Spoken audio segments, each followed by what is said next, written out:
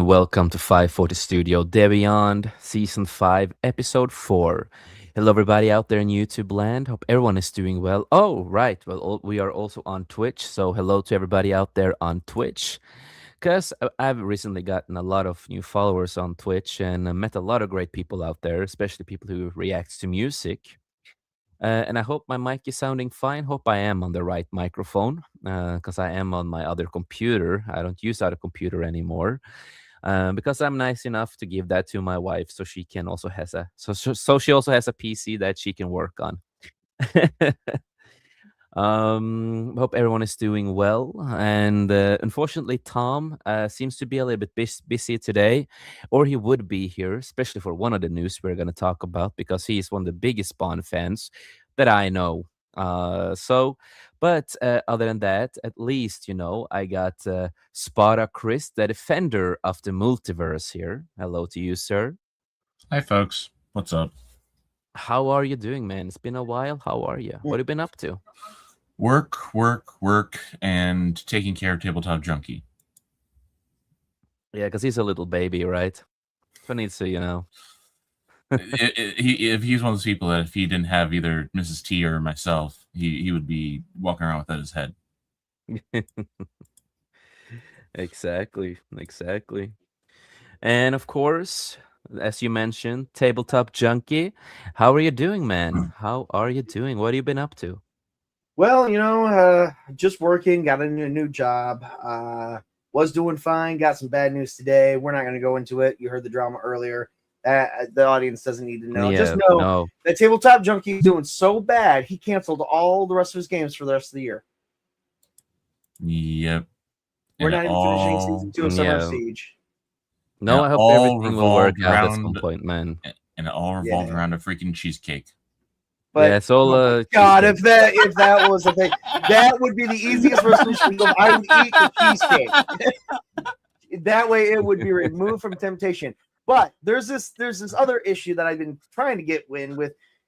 Jace, you've talked about your wife so many times, and I have yet to see a picture. It's like we need to start seeing proof that you're really married and that she's not a vacuum cleaner mannequin stuffed in your closet. Oh my! I haven't shown you. I have not shown you a picture of my wife.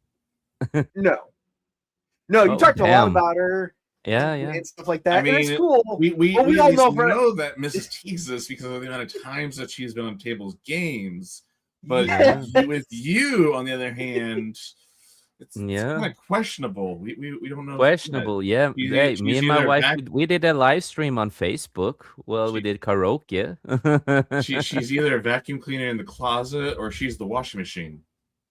All right, I do it like this then. It's in the private, on Discord table, so you can be happy. Oh my God!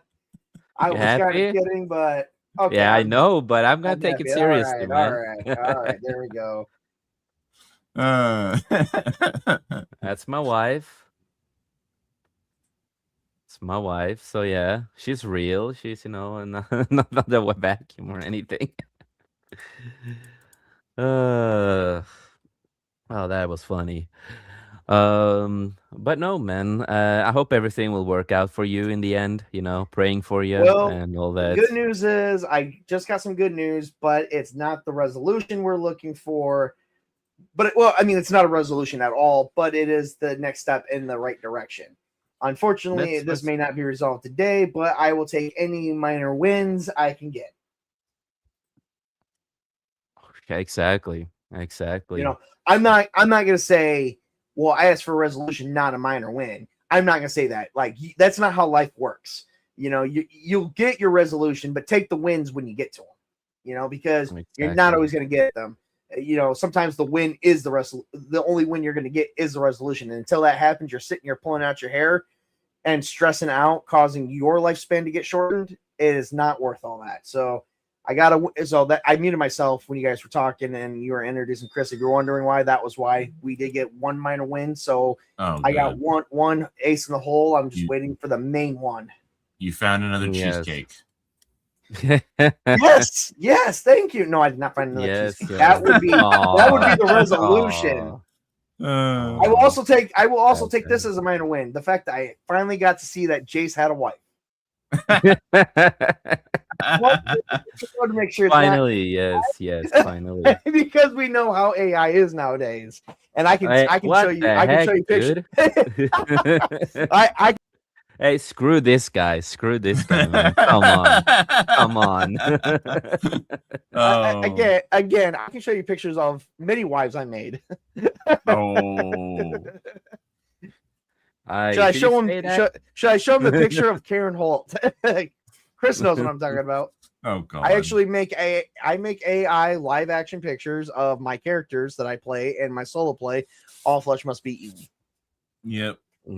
But I will at least take this because this is one step in the direction for Jace. I now can imagine you do have a girlfriend or a wife.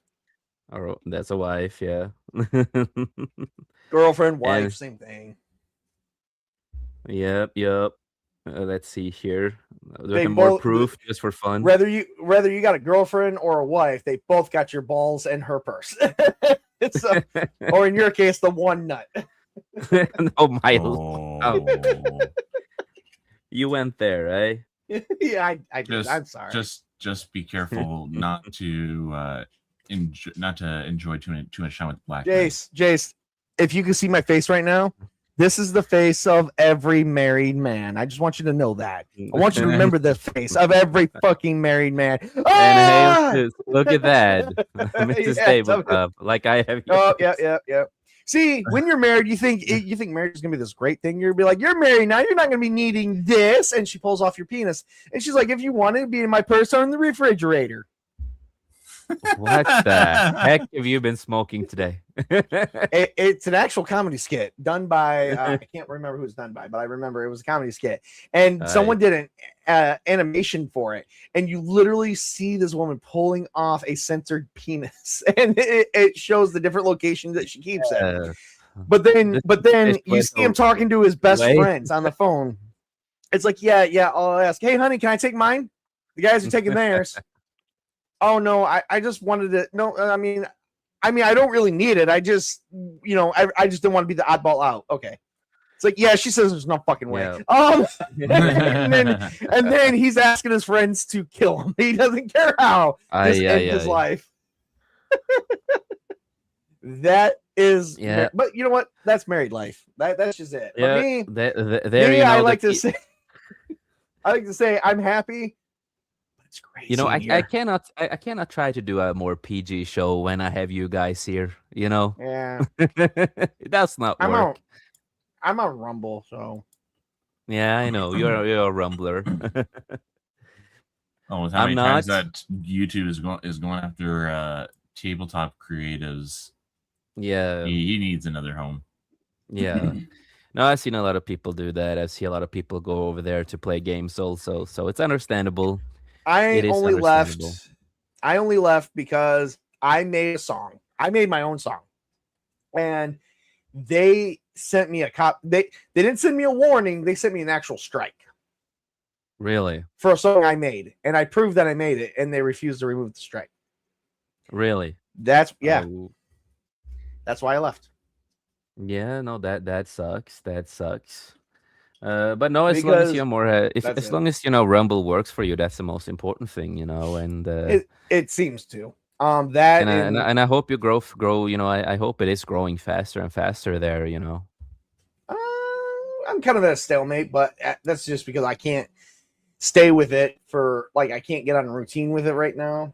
But I did want to say, I do like a little more with a consistent stream. I do like this background that you have here because it makes me think of Cyberpunk. That's the point. Okay, we all know I love Cyberpunk. Well, I just got both of you that city building game. Yeah, you did. I'm excited to try it out when I get time. You have limited time as a father. Limited time, so. When I get time, it's like today I finally got to sit down a little, or lay down a little in bed and play a little bit on my Xbox. Luckily, but it wasn't for that long. Wow, Jace! Wow, you sent me a picture with you in the picture. Okay, I believe you. Yeah, well, yeah. You don't know you are good with AI.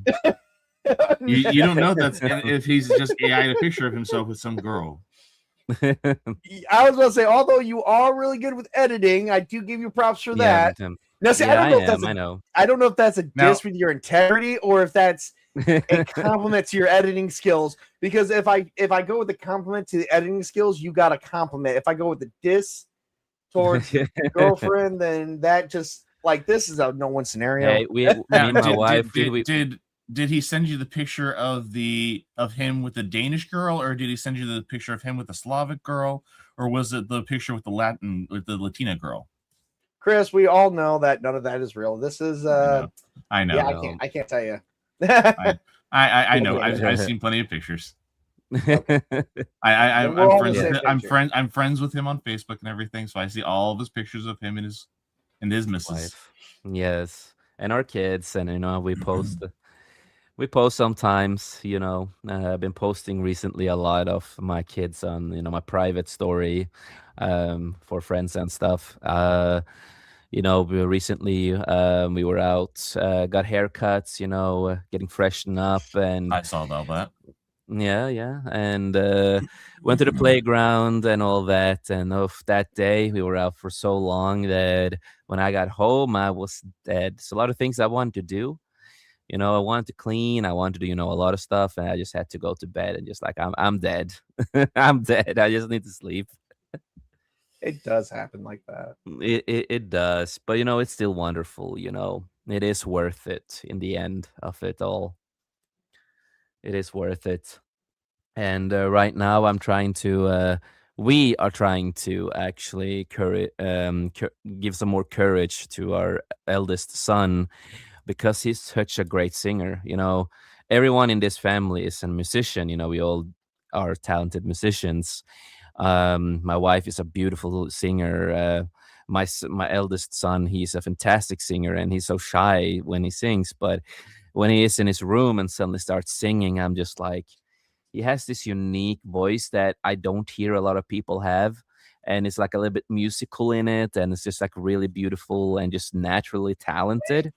And he just knows how to control the voice naturally. And so I try to give him some more courage to go to music school and get more practice, get more techniques, and see what he can bring in the future. Because I think he has a big talent. And maybe one day get him on. The good news is, this is your role as a parent, and it's not easy, but at least you're trying. And the thing is, when one of Mrs. T's daughters was showing me some drawings she made me I wish I could show you this. I have a card for my birthday that she made me, and it has a death potion, and it says "roll to level up," and it's got her name on it that she hand drew and everything. It's really awesome. I got her I got her an artistic tablet to go with her computer. I bought her a computer, an artist tablet and everything. That, and this is for anyone in your audience that may not know this, but that as a parent is your job, is to culture and nurture those talents, so that way they develop those talents going into the world. Now Mrs. T daughters knows she's not going to make any money off of art. That is she's looked it up. It is a competitive field. It's almost virtually no way for people to have that level of creativity in this economy currently, and she doubts it's going to get any better. However, it is still a good talent to have, because not everybody can draw, just like not everybody can sing or play instruments. Yeah, exactly. That's why I need a band, because I cannot play instruments. You know what I have? I have a gang of kids. They all know karate, and they know how to use knives. And one's about ready to learn a katana. So fuck with me, oh my Lord. Like, come on. I try to keep this a little PG. Okay, come on, man. I'm sorry. Table is trying to stop. Table is training his whole family about how to find the secret lessons of the ancient Japanese. Exactly. No, I'm just trying to tell him to get through life. Like, try to get through life and don't let people punk you around. But no, so we will hopefully, we get him into some music school stuff or something like that. Or if he doesn't want that, I have most of the equipments here, I have the recording programs, I have everything. So if you ever want to like borrow and practice and listen to himself sing and get better on stuff, he can always do that. And at the same time, I am a producer. I do produce a lot of music too. So no, I would really love when he gets older to like make a song together, because I'm a screamer and he's a good voice. I think that could be something epic together. Well, I can say most females are a screamer. No, I'm just kidding. Oh, we get calm down, calm down. Hey, But yeah, I yeah, don't if always like to be other than, quiet. but yeah, other than that, yeah, what I've been up to mostly recently, been trying to rewatch some stuff when I get time. I recently got Mortal Kombat Legacy Collection collectors of the PS5.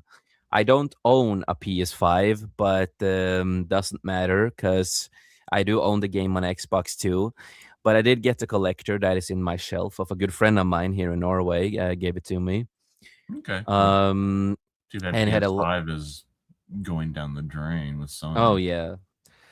No, so it's okay. I still have the game on Xbox, but I got the steel case cover and all that, and it looks so beautiful, and all the things that followed, is really nice. So yeah, I've been playing with that today, and trying to make some space in my shelf, and yeah, I just finished up my book. The Last Gamble. The full story is finished after a long time. So all I need to do now is just go through some editing and stuff like that. So again, it takes as long as it has to take. Nothing gets made in one day. So I'm gonna spend some time on that when I have the time for it.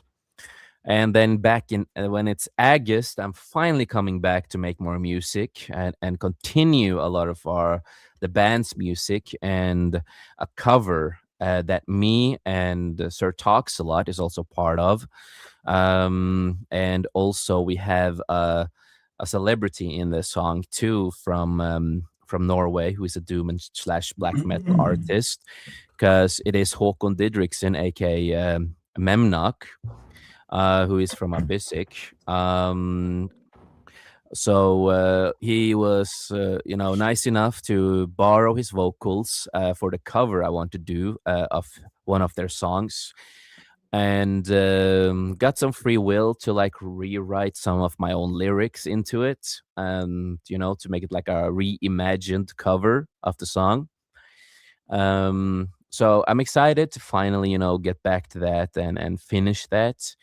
Right now, we are going through some instrumentals. I've done some vocals, but we still need to do some more instrumental here and there to make it a little bit more beefier and better. I want it to be more heavy, more aggressive. Um, our latest song with the band was a little bit more aggressive, so we want to try to keep it a little bit more aggressive, especially with this song. So now excited for that. So it's in August, since the kids are finally starting school. So finally, I get some time alone to do stuff. Well, that's nice. Yeah. You get a little break from the kids. You get to your own stuff set and organized. Yeah, it is gonna be nice. Wake up early in the morning and get my coffee. I live on coffee. Um, and follow them to school and stuff like that, because new area that they have not that familiar with, because we all moved. So it's new school, new everything. So just gonna follow them to school, teach them the road and everything. Luckily, the school is just like 5, 6, 10 minutes away, maybe walking, I think. Excuse me for just a minute, guys. Yeah, no problem. So of course the school is not that far away. The only sad part is that they're gonna the school is gonna shut down in 2027. No, 2020, 2028, 2029 or Seriously? something. Yeah, there is a lot of politic drama where I live with that school. Oh, geez. And recently, the principal who was there suddenly just quit the job after we all met him and had a talk, blah blah blah blah. Suddenly, we all get like a message that he suddenly just quit and is gonna move, and we're just like, what the heck?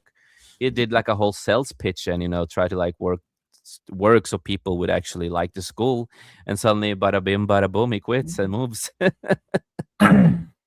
Oh, So dear it's a lot of Lord. stuff going on with that school, and unfortunately, there are no space in the private Christian schools here at the moment.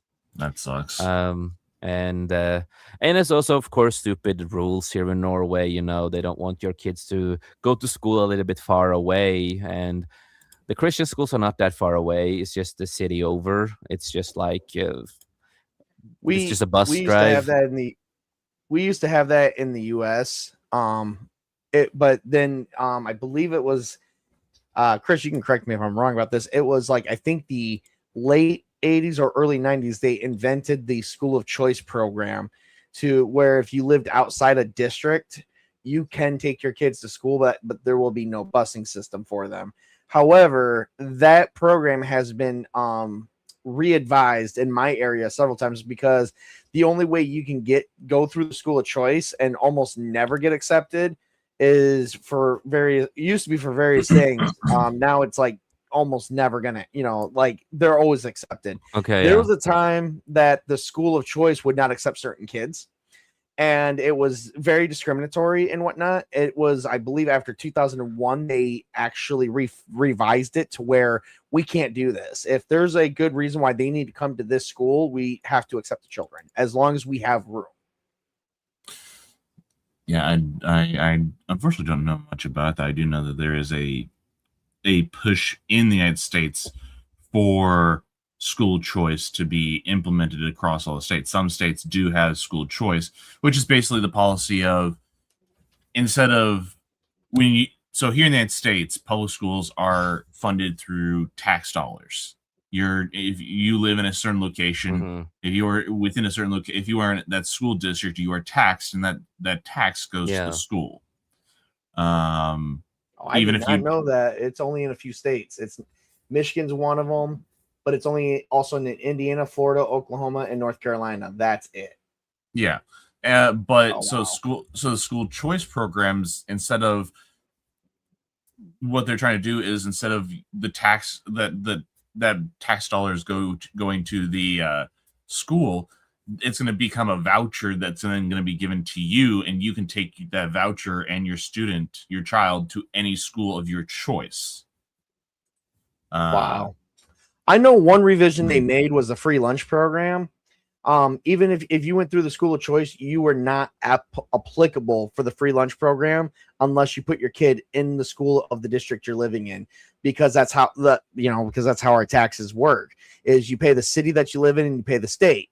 But I know that was revised here because they're like, well, they're still paying taxes to the state, so the free lunch program for the needy families should be applied to everyone, including those in the school of choice. I know it's went under so many different revisions over the years. It was crazy. And when Chris and I were still in school, it basically was very restrictive. And then they introduced the No Child Left Behind program during Bush's term. Ugh. But yeah, so no, it really sucks. We are not the biggest fan of the school either that they're gonna go to. They are super, what do you call it, liberal school. The important thing is that you make sure to instill in them good values, and they understand. Yeah, no, of course. That what the school may be telling them about ethically, may or may not be what you believe in. Oh yeah, no, exactly. Because no, we do. That's what a lot of schools who are run by the government, they're trying to push is obedience to the state, to the liberal state, and be ready to rat out your parents. Yeah. Yeah, no, Yeah, that did exactly. not work out for them. But at least, as me and my wife talked about, is that as fast as we know there is space in the private Christian school that we are looking at, we are gonna try to get them in because we Good luck. want them to go to a private Christian school and learn about the right values. And we are a Christian family, so that's really important to us. We don't want them to really go to like a super liberal school, especially that one. And it's like we've said too, when it comes to this certain Pride Month, as they call it, Oh boy. um, we will take them out of school. They will not go to school that month because that school will celebrate Pride, and we are not for that. We don't want our kids to be part of that or anything. So we are gonna Shush. take them. We are gonna take them out. We don't want them to be part of it. So, and I think that is a fair thing to do. Yeah. Yeah. I I I agree know, with that. I know. One, they should not be. No school should be focusing on, like, if you want to focus on a particular type of thing that deals with history, that's fine. But that, like, where they say that this was incorporated through oppression in history, is the biggest line of bullarchy. I'm going to use the word bullarchy. Yeah, I mean it's intentional reinterpretation Right. and reinterpretation and editing of history is what they're trying to do with a lot of this stuff. And Yes. that's the Exactly. danger of it all. Exactly. But I do want to say hail to Hunty Chan. Hail to you. It's good to see you. Hope you're doing well. Always fun to have you in the chat. So I hope you're doing good. Sorry, we are not talking about Henry Cavill right now. I know that if we talk about Henry, you are all over in the chat about Henry Cavill. Well, I But will say this: Henry Cavill is a good-looking man. Yeah. yeah, Even straight men have to say yes to that. yes, Man. exactly. I mean, come on, his jawline.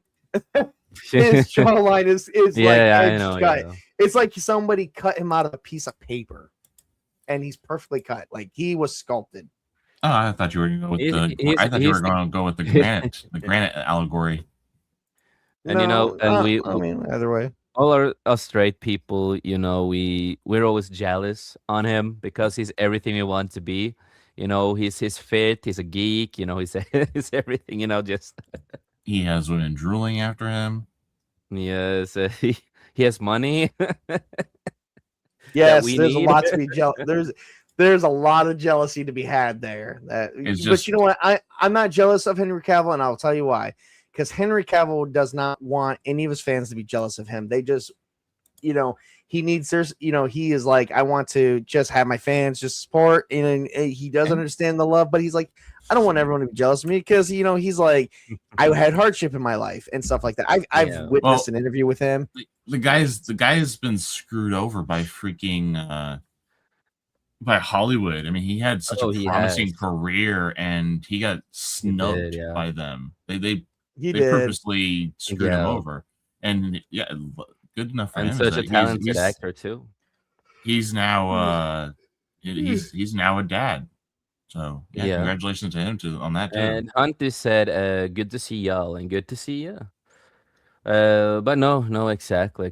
And we are gonna get it in some articles and stuff like that. But no, it's nice catching up, talk a little bit about some other stuff since I have you guys here, and we're trying to reshape the Beyond a little bit, and not always focus on articles all the time because it is a little bit tiresome.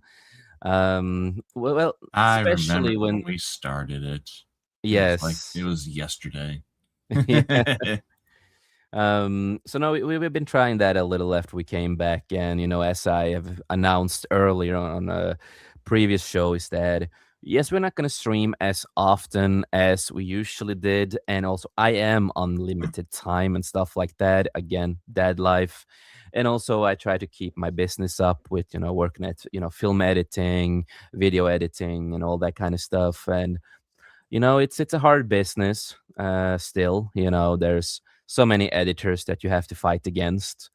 Even though I try to be a little bit better with budget for people, But it is what it is. Still a hard business, but I try to keep it going. So yeah, I'm happy to the I, people that wants to hire me. I mean, the creative industry it's a bid. It's now a bid. You basically got to give them the best price to get picked. But you also don't want to go too cheap because you're not exactly. You're going to give good quality work. There has to be a line you have to exactly be willing to draw. And unfortunately, yeah, no, it is exactly. competitive because there's too many people doing it. It is, and also AI introduction too makes things a little harder too. It doesn't make things a little harder. It makes things a lot harder. Yes, and I've seen a lot of people doing like they have AI to edit for them now, and it's annoying to see, especially for people like me who works in that industry with film editing. And, I mean, to be fair, it with some of these people that are going to AI, it's probably some of these people have had bad experience with the people that they have loaned out their stuff to do stuff. Oh yeah, for them. I know exactly. That's why you need to go to me. Yeah, because I listen. I actually listen to my customers, and I will take a call, and I will talk about the ID and everything, and get so we get the best product. Yep. All he asks is about $300,000 up front. Yeah, exactly. But no, so limited time. But we will try to stream as often as we can. There's like a certain shows that will not do so often. But we will see what the future is holding up with some of the shows. And who will stay? If we're gonna change some, people who comes and goes, on our show, we take it as it comes. But yeah, other than that, if you are interested to hire someone who is a film editor and video editor, you can always contact me, through X, through Facebook. And if it's hard to get a hold of me, you can always try to, try to get a hold of my co-hosts and friends and stuff like that, and they will contact me, at least. So yeah, working on a couple of projects now. So I still do for fun the fan edits and stuff like that, and for me that's just a fun process because it's just a learning experience. It's just fun. So still do that. I promise some people that I will finish up some of the fan edits that I've done of Star Wars and other stuff. So I will at some point finish it all up, but too busy with real work. Adulting does come first. It does. Earning some money and taking care of the family. My wife is a hard worker. I'm a hard worker when I get customers. So it's all important. I should say, Mrs. T made me cry recently. Oh, did you step on your toe? No, she bought me a record player. Oh yeah. Oh, nice. Yeah, I need to get one too. He's been showing off all of his records that he's been getting lately. It's yeah, only, well, you need to start collecting a lot of stuff because we are going to a future with all digital. So you stack it all up, man. Stack it all. Oh, That's yes, what I do. I'm trying to make a what do you call it? I'm trying to make a physical library, a retro physical library. But well, I mean, I was just gonna say, there are a lot of good women out there, and even though we're not all single here, and we're not going to name names of who is and who's not, Spartacus. Ladies, he's available. Come on. There's going to be one Christian girl who loves wearing sundresses for this man. And that doesn't make any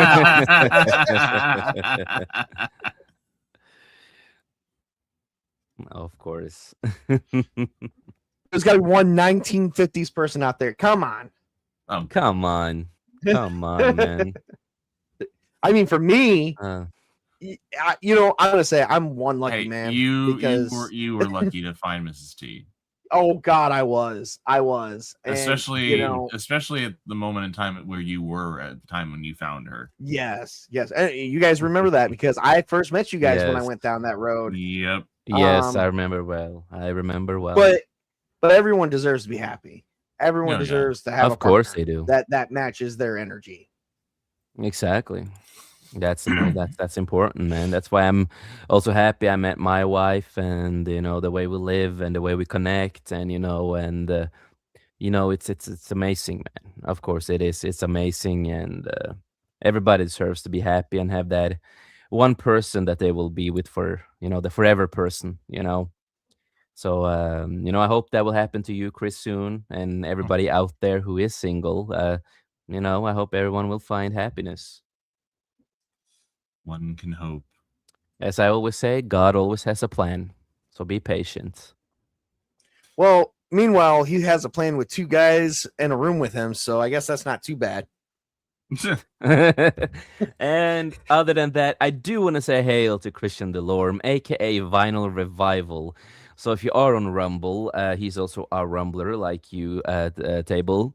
So what he does on his shows is that he talks about music. He deeps dive into the artist or the band. We'll listen to a couple of tracks. We talk about it, talk about their story, their songs, what we like and don't like, and a lot of fun stuff like that. Normally, I try my best to join as many shows as I can. I do miss being on the show, but I was on a long break, and now I'm finally back. But I need to have the limited time. But as fast as I have ability to join a stream again, I will of course join. It's an amazing show, and I'm also his producer on the show. I help with thumbnails and stuff like that, and it's a lot of fun on that show. Also made his intros and outros, and it's all fun. So you have a great panel of people discussing, debating, and all that. So if you guys haven't, please go on Rumble and follow Vinyl Revival. You should really. Good news is I've already done that. I think him and I had a couple streams together in the past, some time ago. I can't quite remember. And he said official producer. Yes. And it's a lot of fun, man. It's an honor to be part of it. And the shows that you do, that what I love about his shows, the way he does it too, is that it's just real. It's not a scripted show like many others that try to be relevant and all that kind of stuff. Everything that he does, it comes from the heart, the love, the passion of music and everything, and that's something I really love about it. It is the realness, the rawness, and every different opinion that you have on whatever artist, whatever band, songs, whatever it is. It's just all different opinions sometimes, and we can have a civil, nice debate, keep it real. It's like Wait, a civil being nice at a debate? pub. That doesn't sound appropriate. But it's an amazing show. So people, please go and follow Vinyl Revival. He deserves it. Great guy, great show, and great panelists. Good to see you, man. Good to see you, man. So yeah, always fun to see him. But yeah, we have rambled of so many things right now, and yeah. How would we go about talking about what's going on with PlayStation right now? With stupid things they're pulling. Oh yeah, we talked about that in the last show with digital and everything, and everything that they were doing. And I was just thanking you for Spawn. Yeah, that's why I'm so sad that Techno Sapien Geek, aka Tom, is not here today. One of my co-hosts and a good friend of mine. And so the sad part is he is one of the biggest Spawn fans that I know. Like, he knows the lore in and out. He's just like so into that world. And I would just I'm so sad, Tom. Why are you busy with real life? Why are you not here the day we're talking about Spawn? You should charge him for all the hard work. Wait. Let's not do that, because the same question we apply. Jace, why are you so busy with real life? Come hang out with me on Sunday. I love how that turned in. Busted. Gotta love that turned inward quickly on you. nobody heard anything. There's no evidence, no proof. So we're just gonna continue on and pretend like nothing. It's because Jace is worried about chocolate cake, not cheesecake, but chocolate cake. Yeah, exactly. So let's see here. Hunty-san, is Todd McFarlane back on Spawn? Well, there is, we can get into the Spawn article actually, because I think this is really cool, to be honest. So let's get into it. Let me, get the article up here. And that is that Todd McFarlane original 1977 Spawn makes its comic debut. One of the, if I don't remember, am wrong, it was the original concept art of Spawn that is officially now become a comic. And I will say I really enjoy that costume, to be honest. So here it is, wow, that is completely different. And in fact, actually, if this was an entirely different superhero from the Spawn that we know, that actually would be kind of a cool superhero. That's his original. That's his original costume that he originally did. That did not make it because I think it was a matter of it just didn't pop, and that didn't pop. The times, man. The times when you associate the times, man. Okay, so I actually got to take a course tomorrow for my work about colors and emotions. And even though that looks like really dynamic for the type of character he is, we know Spawn today. We know how Spawn is today. And they were okay, he's more of like an anti-hero than an actual hero. So they're thinking all black suits because everyone associates negativity and black leather and stuff like that. Yeah, exactly. Now we're getting out of that dynamic and we're rising above that of, this looks cool. Why did we never go with this? And it's like, it doesn't need to be all black. It doesn't need to be one color. It can be not I monocolor. really love this. Multicolor. Yeah. I love the colors. I love the art that they did on this with the cover A. I think it looks beautiful. I like the vibe. I would absolutely love to own a figure of this and put it in my shelf. Now, I mean, given this doesn't say to me like demon Spawn of hell, but it's this to me seems more like a traditional vigilante, like the Punisher. Kind of like, I would say probably like a cross between Punisher and Batman. I would like to point out that he is from Detroit, Michigan. anytime that anything revolves around Michigan, Table just has to throw his hat into the ring. Because it may not be the best state economically, but it is got a lot of history. Yeah, let's get into more of the article. So nearly 50 years after creating the original Spawn design as a teenager, Todd McFarlane is bringing that original version to the pages of a comic book for the first time in Spawn 77. A new 3-issue Spawn Universe miniseries, co-written by McFarlane and Mark Spears, also known with Mark Spears Monsters, with Spears providing fully painted artwork for the series in his Spawn universe. Long before Spawn issue 1 launched in 1992, before the record-breaking comic series Toys Animation and expanded Spawn universe, there was a character concept that was created in 1977 when Todd was in high school that would eventually go to inspire one of the comic's most recognizable creations. Yeah. I imagine publishers back in that time never took kids seriously because there was a time in the 60s and 70s they never did. So that could be another reason why that concept never became a thing, because no publisher believed in it. That might have been too. That's why I wish Tom was here, because he normally has this information. That's why I wish he was here. I've been actually trying to figure out why he never went with this concept to begin with, but I cannot find any public information on it on the internet, so it's never shared. However, I did find that this is a big deal because this was his original design for the Punisher that he drew at 16 years old in his classroom. That much I can find. Punisher or Spawn? Spawn. Yeah, You said Spawn, because you Punisher. said Punisher. Did I I was like say Punisher? thinking, I think like, I was just yeah, thinking of the Punisher because of the darkness of it. But it, yeah. yeah, no, we get your point, man. We get your point. But of course, Spawn 77 takes its name from the year McFarlane first created the original Spawn design as a 16-year-old. The 3-issue series marks the first official comic book appearance of that design, and I absolutely love it, giving fans their first opportunity to see the earliest incarnation of Spawn brought to life on the page.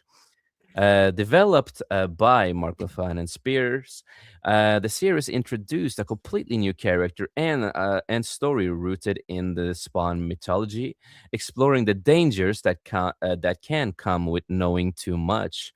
So here we have, of course, some of the art that's going to be in the comic book, I guess, and it looks really nice. I really like that. Okay, so real quick.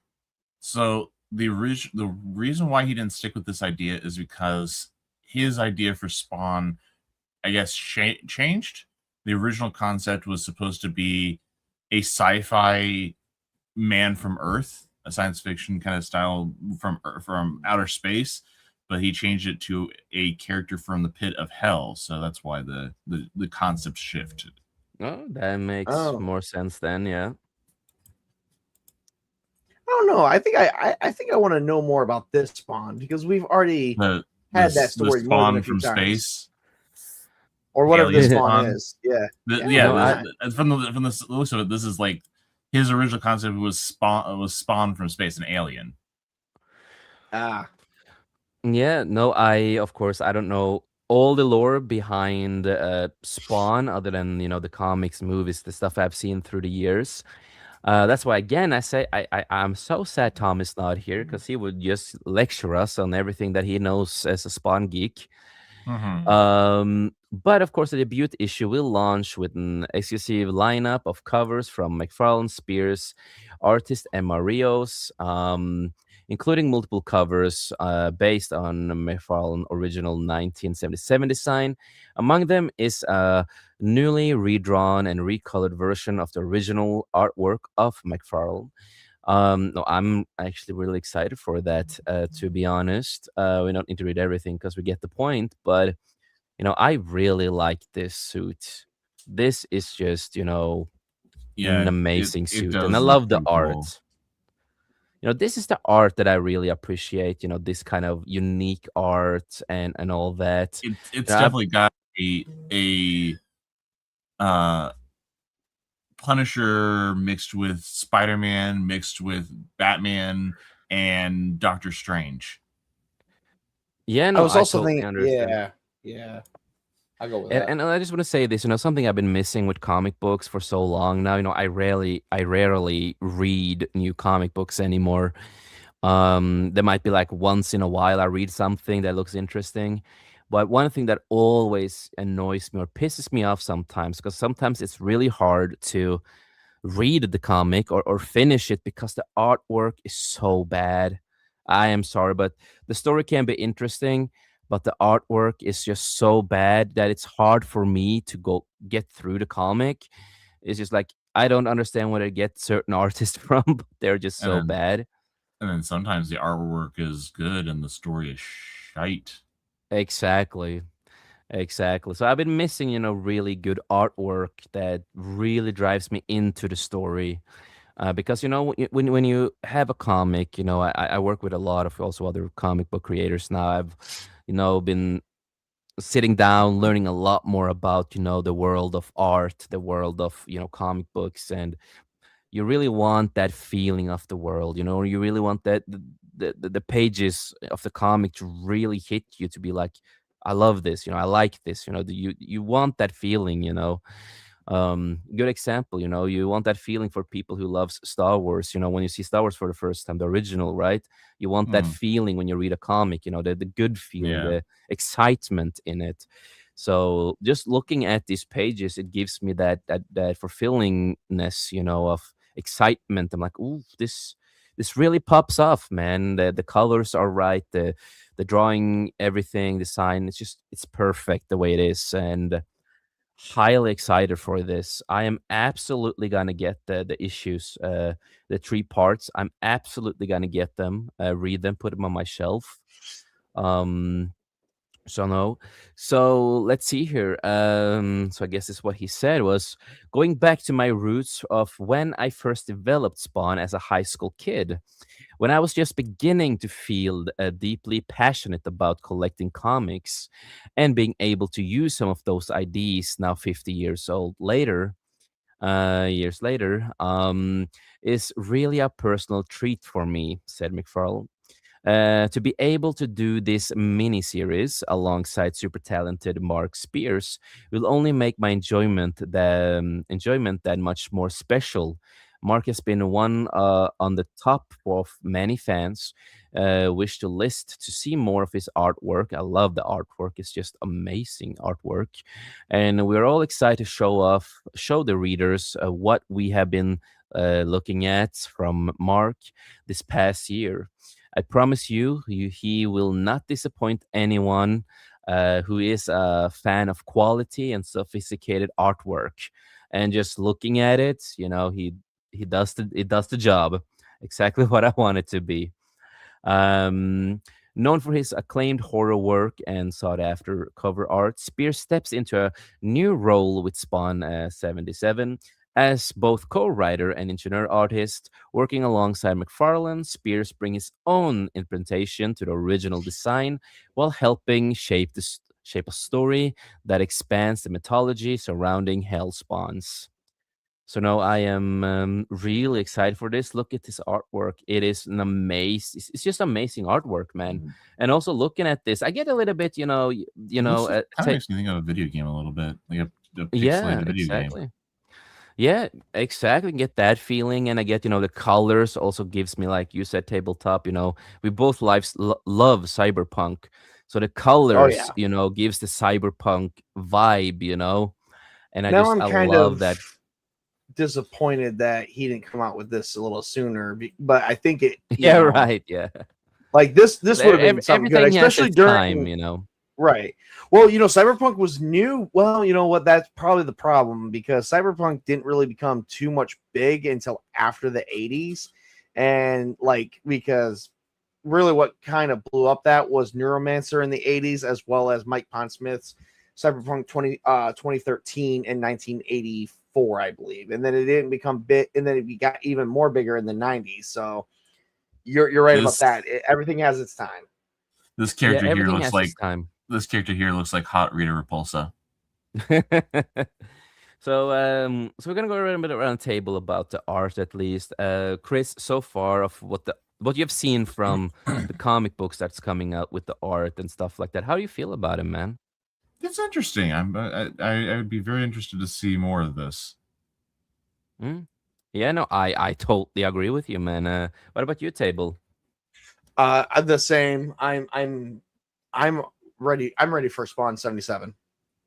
Same here. Same here. I mean, Cyberpunk's in, and I'm a big fan, so I'm gonna at least give this Same a here, chance. man.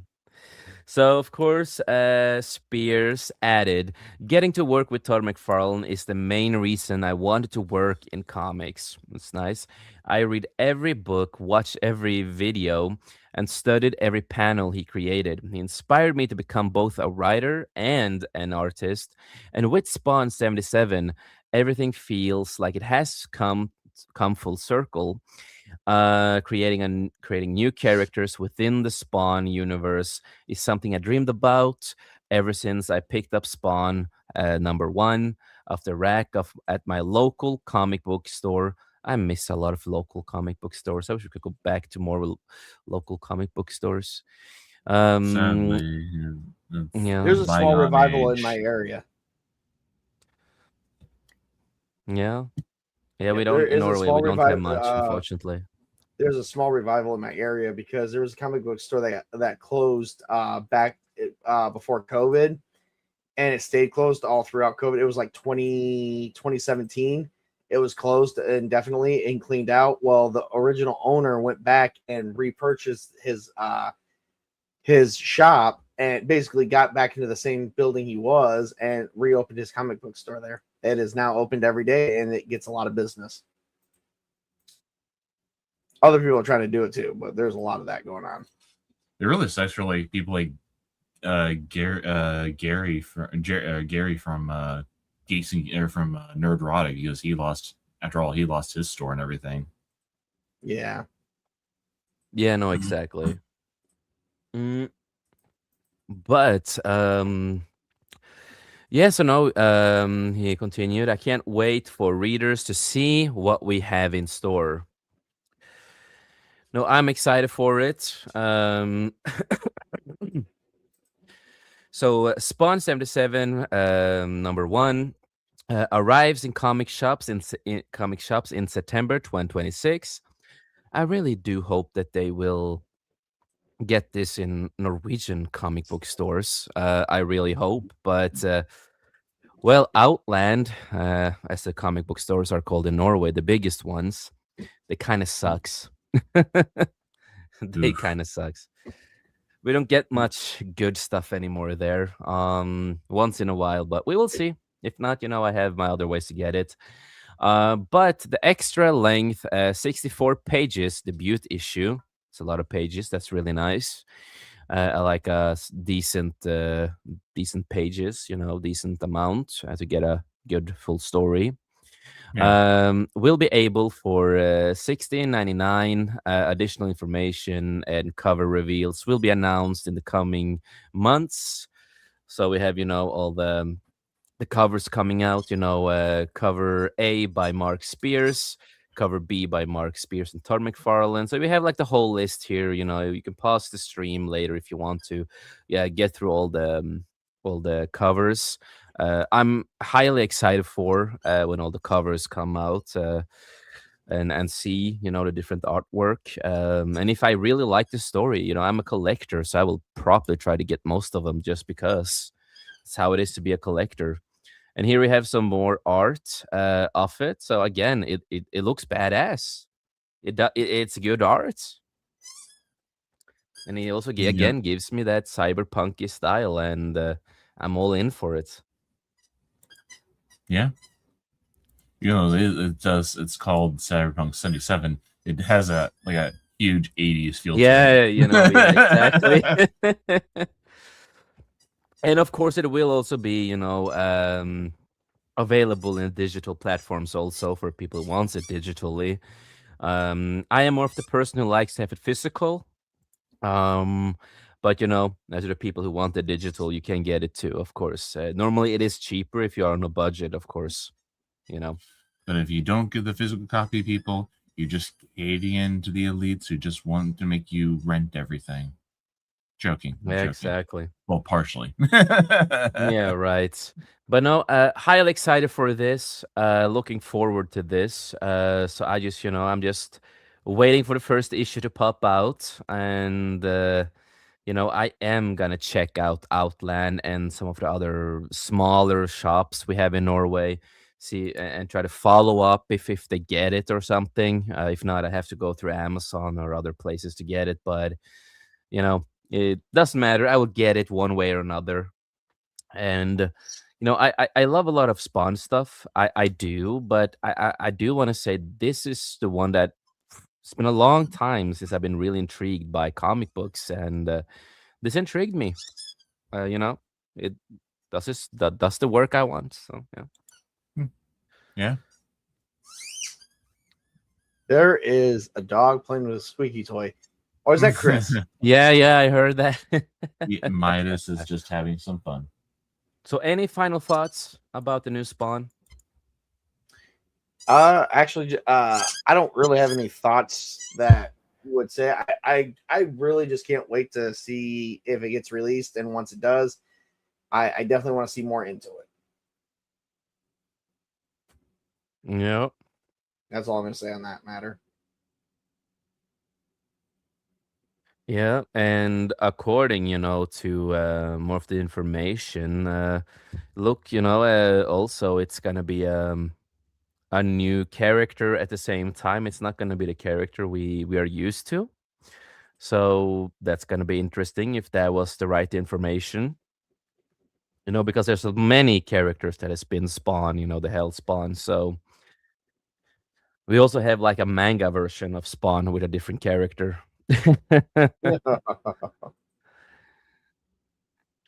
That I saw it in Outland and it looked intriguing, but did not really feel like Spawn. But but it'll still, I might check it out. Might check it out.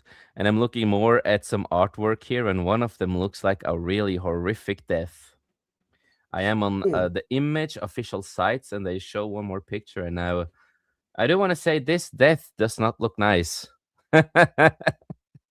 Oh, that is bad. I don't know. I think he's just helping him to practice his sword swallowing. Right. Jace, I don't want to alarm you, but there might be a crazy person in this room. I'm just saying. Yeah, right. Yeah, we know it's you, Table. Oh, well, as long as we know that ahead of time, we're good. I don't know. No, I am excited. Sword swallowing was not my first thing I would have said to that. But no, looking forward to it. So, I hope it will succeed. I wish Tom was here. I would love his thoughts about it. But, people who watch this later on or watching now, if you have any opinions, always feel free to, write in the chat or the comments if you what you think about a new Spawn. Are you a Spawn fan or not, or how you feel about it, But yeah, we're also gonna get in some other news. And that is, I know you mentioned PlayStation, and unfortunately, we did a whole stream. The last show we did was all about mostly PlayStation and what's going on with the digital and stuff like that. And that it really sucks with the digital. Taking away the collector feeling and all the things. It really sucks, man. It really sucks as a collector. And it's like I said, it's a gut punch of what they're doing right now. And not just that, the whole, removing the PS3 and of course PS Vita and all that kind of stuff. So no, it is a really step down. It's not just that has been going on. Because recently, I've been trying to follow Sony/PlayStation, what they've been doing, and they did get caught deleting comments and also deleting the X notes on, try to get those X notes removed on X, but also deleting comments from people. So they're really getting a hard pushback for this. The backlash is heavy. So they try to they've been offering 50% off to people who are been canceling their PSN subscriptions. Yep. And I just saw before we started the show that they're going to be shutting down the infamous 2 server and everything, which you need that to get access to player created content that's for the infamous 2 game. Sucker Punch's infamous 2 game, which is required for the platinum trophy. Yeah, no, exactly. So they're just shooting themselves in the foot more and more with every little single choice they are doing right now. And, they are killing themselves. That's why I say that they're killing themselves now. They're hedging their bets believing that that PlayStation users are so stupid and so consumed and indoctrinated that none of them will leave. I'm sorry, but no, that's not how this works. I was a PlayStation gamer. My first console was a PlayStation 2. Was the thick and bulky PlayStation 2. And I've been classic. buying a PlayStation ever since. I have a PlayStation 5 right here on my desk, right next to me. Yeah. But I went and I canceled my subscription. I'm tired of this kind of stuff that Sony's pulling. Yeah, no, and I feel you. I don't have a PlayStation in that way anymore. My kids has a PlayStation 4, of course. But still, this is gonna, go over to Xbox. It's gonna go over to others, of course, and it's not just that. If they start also, Well, Xbox stop better be selling, watching this. stop selling covers and all that kind of stuff too, right? And go like all digital in, the stores, that's where you buy it. There's a lot of shops that's going to go down. I heard, certain places in America are going to stop selling, Blu-rays and PlayStation games, Xbox, they're going to like stop. I've heard that also is going to happen, and it has happened on, certain places down there. Don't remember where it was. I remember we talked about it in the last stream or something. um so that also sucks, and I just want to say welcome to the club, because Norway also started that long time ago. Yeah. That's why we barely have And anything in just certain places. But yeah. so I it's before the show started, I also saw something about going on with Brazil and Sony and everything. Apparently, there's some courts down there saying that people who are buying games, either physical or digital, they do have a right to these two physical or digital copies, that Sony does not have the power, should not have the power to I'm now give it. I'm just seeing glimpses of this. I don't know how true it is, so take it with a grain of salt. yeah, Some of the people in possibly courts or whatever in Brazil are saying that yeah, Sony should not have the power to do what they're doing here, which is basically just making their games basically just a rent. That's basically yeah. what But that's what it Sony's is. trying to do. That's what it is. Yeah, If you pay, what they're if trying you to do pay right now digit, is so the thing is too, you're if you get, paying for the right to rent the game, basically, from exactly. Sony. But that's how it is with the new GTA 6. You buy the game in a cover, everything, but you don't get the disc. You only get a code. So again, you Yeah. don't buy the game. You Which, by the rent the way, game.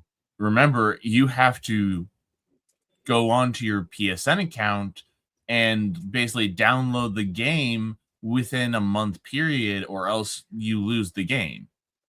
On top of that, I think Hmm. I saw something that Sony is implementing another policy where if you don't log in on your PSN account after 60 days or something like that, your 36, PSN account 36 months. 36. Oh, I thought it was 60 They- days, it- but no, there was an article saying that they're changing it to 36 months. It was 60 then days. okay, then you will lose. Then they will delete your PSN account. And if that is true that they're doing that at the same time, well, again they shoot themselves more and more in the foot, and again it is a gut punch to all the fans that has been following Sony/PlayStation through all the years. And again, if they stop selling, the covers and everything too, a lot of collectors are losing, also, all the things that we are doing as collectors, with Yeah. we put them in the shelves, we make stands for them. Some people want, these covers signed by, voice actors, motion capture actors, all these people, right? So you are just removing everything that a lot of that your Mm-hmm. fans loves, You will um, own nothing and you will enjoy it.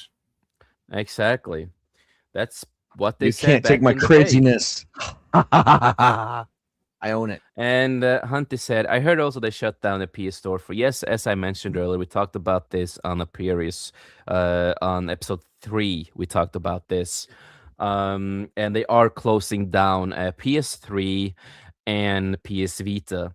And also, with a lot of that too, there are a lot of independent creators out there too who are losing their games because of all this nonsense that is going on right now.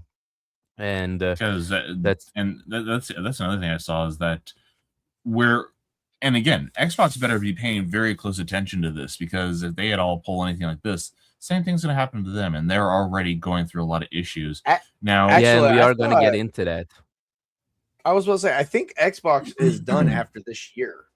I think Microsoft is pulling away from it. and they were trying to go to consoles. Well, so I was just about to say is that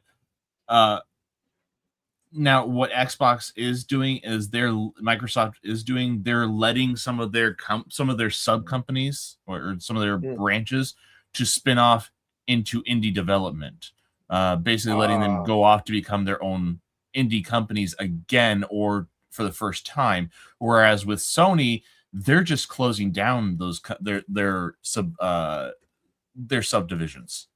Oh, okay. Now, Yep. I will applaud. Exactly. I will applaud Microsoft for that. That's a lot, because that's allowing things to at least continue instead of just dying, disappearing. Yeah, but no, Xbox has a lot of their own issues that they're dealing with right now, and I'm an Xbox player mostly. My first one was an Xbox, and I've always been an Xbox kid after that. But I'm not in the whole console war. I like PlayStation 2, of course. But I'm more of an Xbox gamer. So we are gonna get into some Xbox news. They recently also put up the prices on the consoles, and we're gonna get into layoffs and also Game Pass failure, and a lot of stuff like that. But again, yeah, there's a lot of people on the Sony side, or PlayStation side, of indie creators who are losing a lot of everything they worked for and everything. And it is just sad to see that this is the future for a lot of these companies. And I've seen the trend also happening in the film and series, TV shows and movies and all that kind of world too. As a big collector of Blu-rays, big collector of DVDs, I have a big shelf of so many things because I'm a collector of it, and I've seen this happen more and more to that world too. And it is sad to see that all these companies, all these Blu-rays or games and everything goes this route. And that's why I've said this straight out too, is that I'm prepared for a lot of this. I am heavily prepared, and I know how to get most TV shows and movies other ways. No, I'm not talking about getting them all on my digital on my computer, but I know other ways to get like cool cover arts and a Blu-ray, a disc in my hand. So I am prepared for a lot of that. And there's a lot of indie people, as I call them, who makes Blu-rays and everything like that. And if most of these companies goes this way, I will support the indie creators out there who does this themselves instead. You know what I mean? I mean, what's that phrase that's been popping up more and more recently in the last year or so is if buying is not owning, then piracy is not stealing. Exactly. And also Hunty said, this is a huge issue for me because my only internet access is through my phone.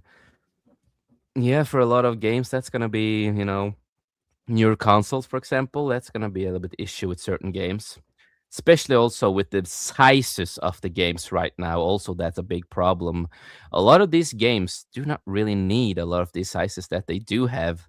I've seen a lot of games. Do you remember when games were just all on one disc? Oh, the good days where you could just pop it in. The game is there. You own it. It wasn't glitchy as heck, and you could easily. Yeah. It was like no, you didn't need internet access to update every single month because he did something wrong. Yeah. That was good days. Final Fantasy. Yeah, exactly.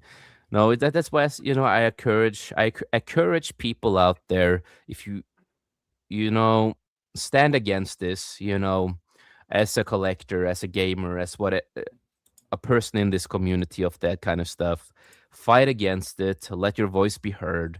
And it's like I've said, I am gonna go back to get a lot of old consoles, and I'm gonna buy a lot of the games that I love from back in the day, and also other games I've never played. I'm just gonna collect as much as I can, so I have a big library of a lot of games and consoles So that. I got a question.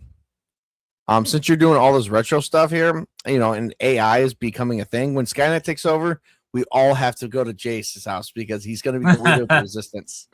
Yeah. So the time, when me and my wife gets to buy a big house, it will be a full room with all the retro, all the good stuff, man. A nice House? Oh no, retro. that's a military fort. You're the leader of the resistance. Oh yeah, I'm the leader. Everyone gets a room. Everybody gets a room. I'm gonna buy it's gonna be a big hotel with all of this. No, it's gonna be a bunker, a bomb bunker with all of this. That was one thing that I liked about the third movie. Like, I know the third movie wasn't really that great. Definitely not as good as the first two. But when they went into the bunker, he knew it was not the hardest Skynet because every computer was over 30 years old. And in that bunker was computers that was naturally unable to be hacked because they were dummy terminals, and we were going up against this great artificial intelligence. It's like we're going up against these conglomerate corporations that think, well, everything's going digital, you will own nothing. But then in the same time, we are getting the retro stuff. Yeah. Everyone's trying to go retro now because we still want physical media. Yep. They still have to make money in the end of the day. And I saw something that, I don't know if either you know Savvy. Well, it depends. Where would we know her from? She's from Moon. If she's from Moon, yes, Skull, I think I her. believe that's the same Savvy, but she also does stuff with Geeks and Gamers on occasion. But she posted on X the other day when all the stuff with Sony was announced with PlayStation, and she showed her boyfriend, who is a little bit more of a normie, what's going on, and she said that he got even pissed and was talking about how he's gonna quit PlayStation, and then she brought up GTA 6, and then he became a bit more quiet because GTA 6 is going to be tied with the PlayStation everything, and apparently he still wants to play GTA 6. Yeah, I am happy I'm not gonna buy GTA 6. I'm happy I'm not a GTA fan either way. But it is what it is. But we are gonna get into the Xbox stuff now. That I do have, of course. And that is, of course, Xbox boss admits Game Pass was a failure for Microsoft while announcing mass layoffs. And before we get into article, I am an Xbox gamer, mostly. I have, had Game Pass for many years. I don't pay for it anymore. I stopped a while back because it does not really offer that much anymore. It's not really worth it anymore, and the prices gets more and more. It goes up, and you don't get really much anymore in the store, in my opinion. There's you see a couple of few things that you like or some early access just to try out some games, but that's about it. In the last years, I've been really, sad about how Game Pass has been, really disappointed, if you know my drift. Yeah. How Game Pass has been.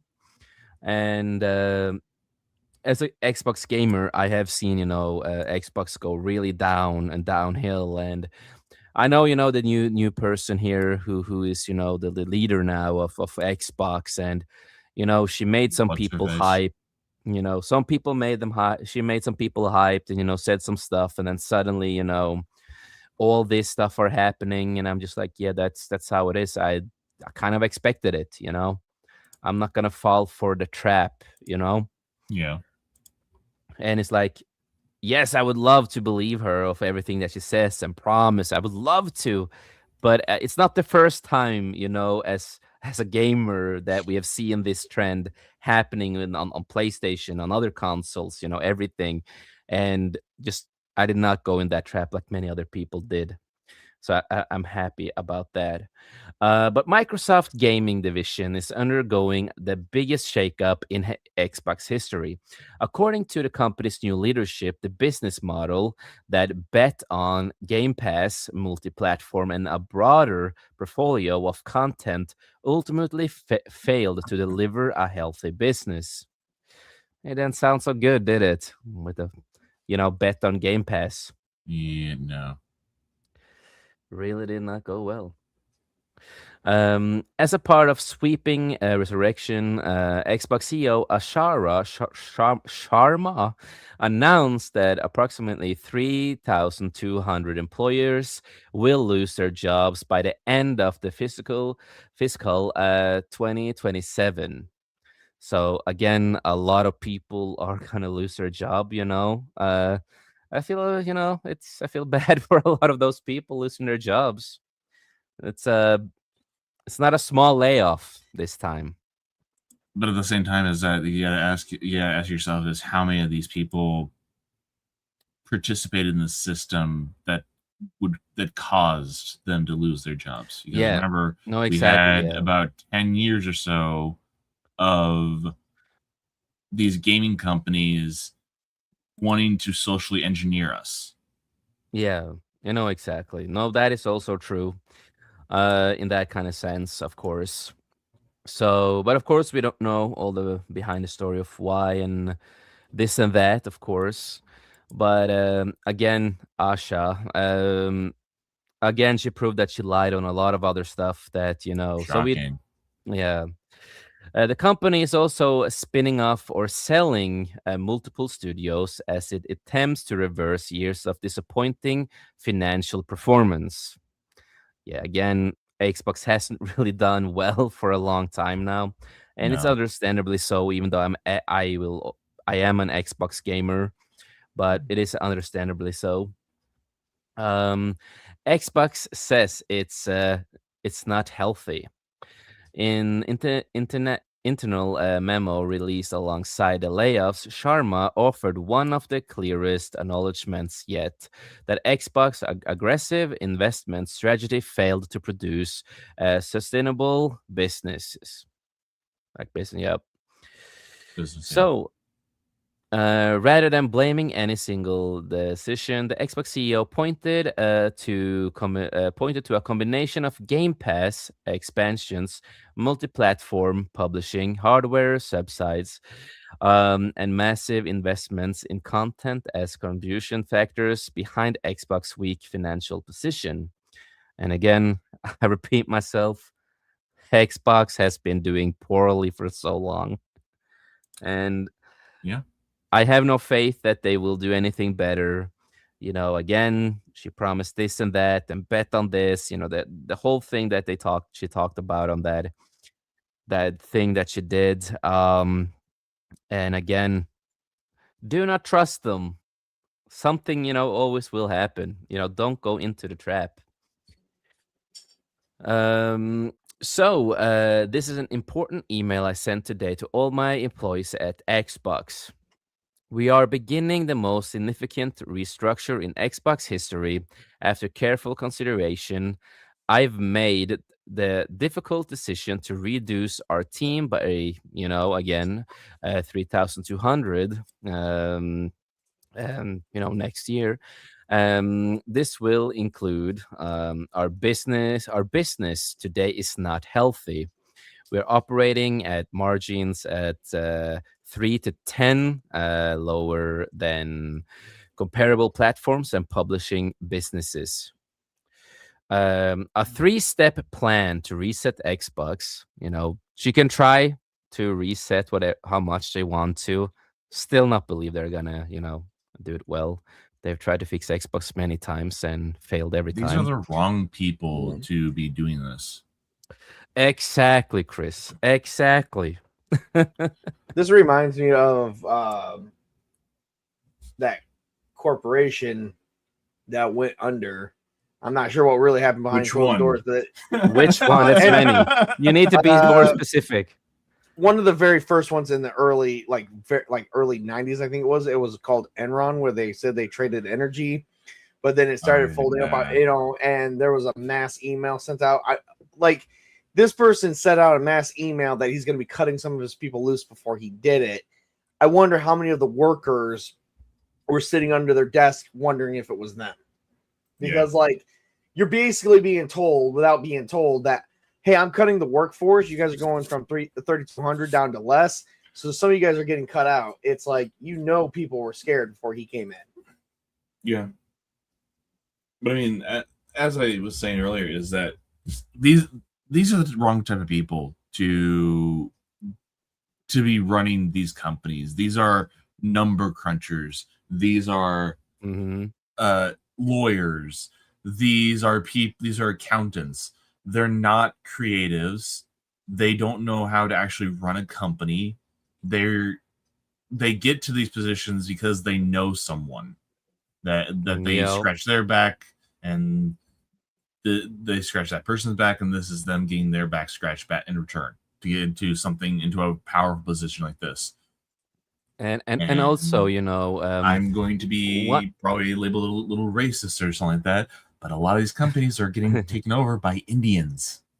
Yes, and I want to also say something is that also in the beginning too, with this lady, I think one of the red flags when we heard that she became, is CEO, because she was a lady. Of course that too. It's always something about that. We live in the age of identity politics.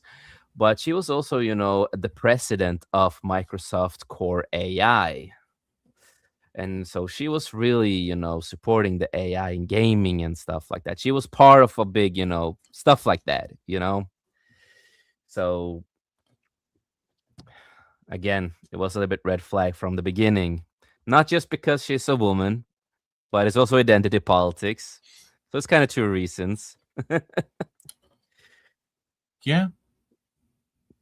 So yeah. So the first step's focusing on resetting Xbox content portfolio. This includes transitioning several studios to independent or new ownerships, including returning Completion Games and Double Fine Production to their management teams, along with their international properties and development runaway.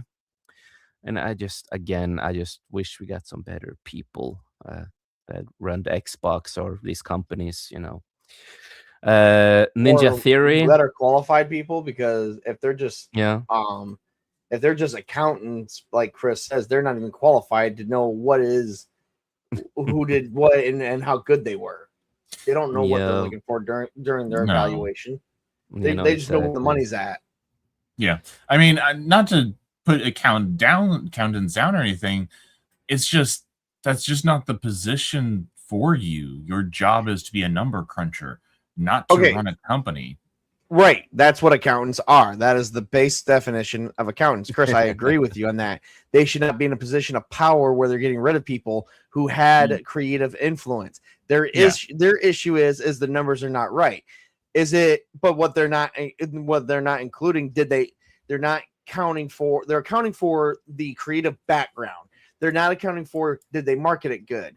Was it good marketing? Was it good advertising? Which basically goes with marketing, but they're not looking at those little numbers that they just spent out a ton of money on and lost. They're looking at the people who are behind the work because it's their fault.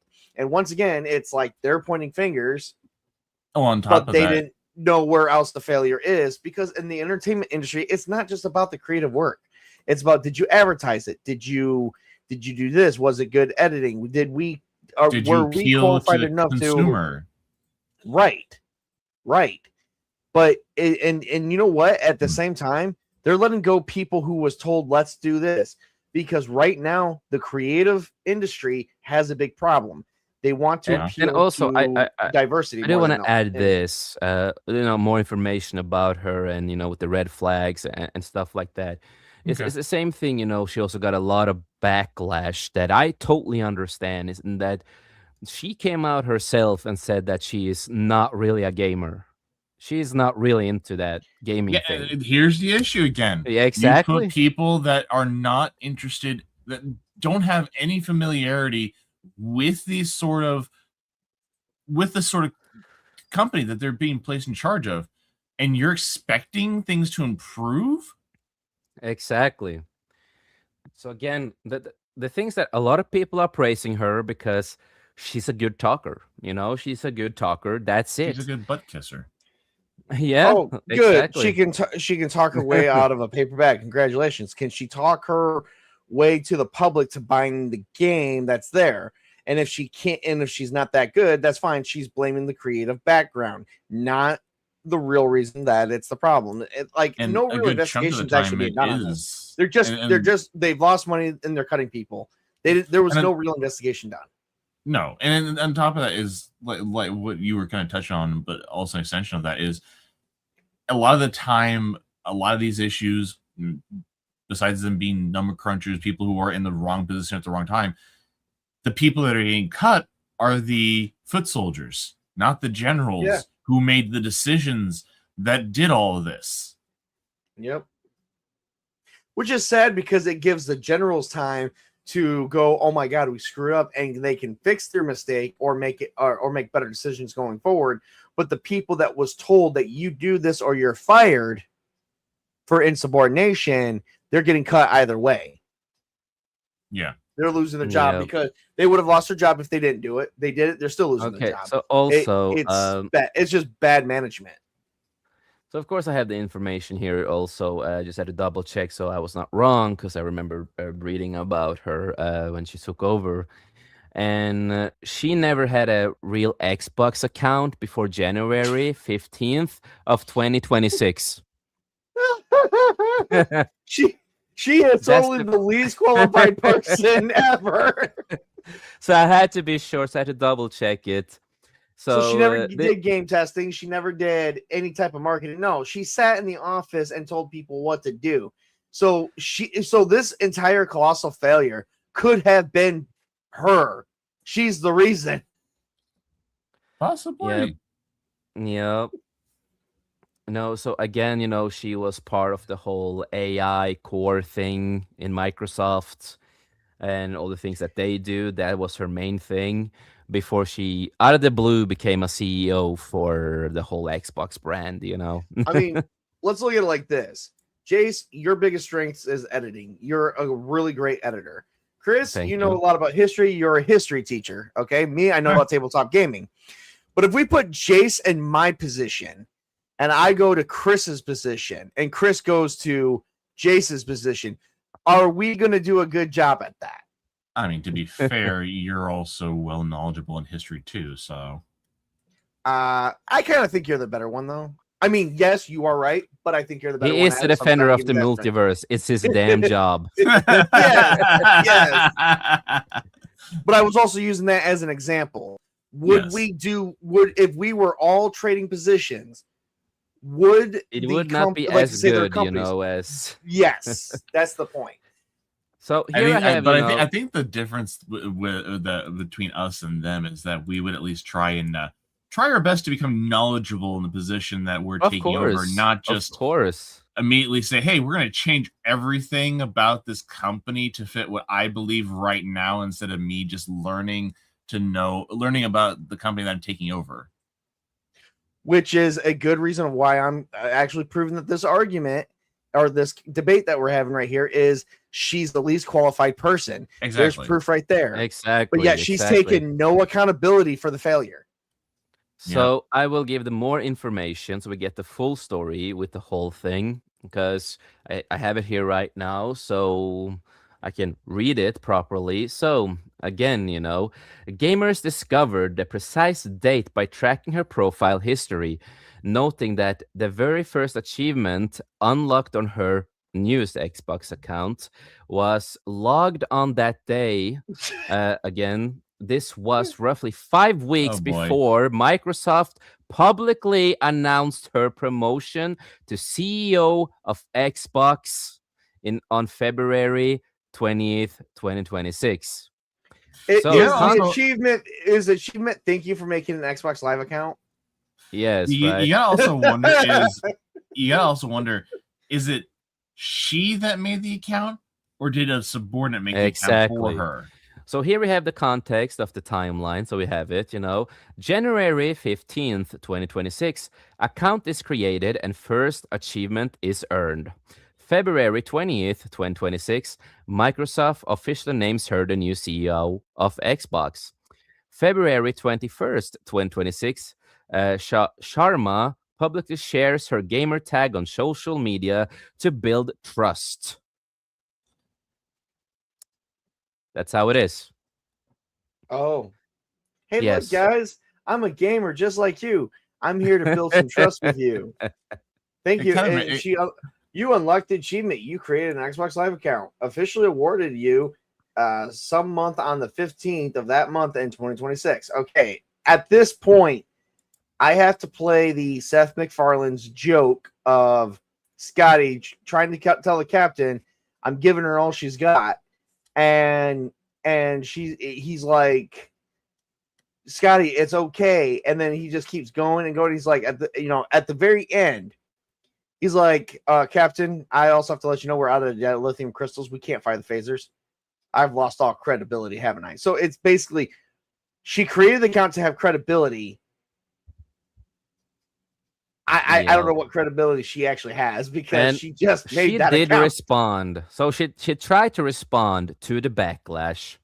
Sharma clarified that she created the profile simply to learn and understand the Xbox ecosystem. Oh, the so she didn't even ecosystem.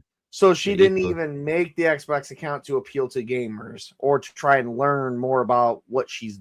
Oh my god! Like that is the Again, most did idiot she person make I've the ever account, or was a subordinate the one that made the account?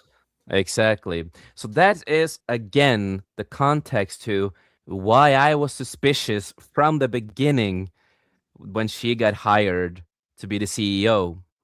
And again, all the talking points that they're doing that is, properly written down for her. I don't think, she's just the face. You have people that writes for her to try to sell to the people. And, a lot of these shills are going completely ballistic and believe every little single word. Yes, I am a Xbox gamer. I do not believe 90% of anything of what the F they are saying.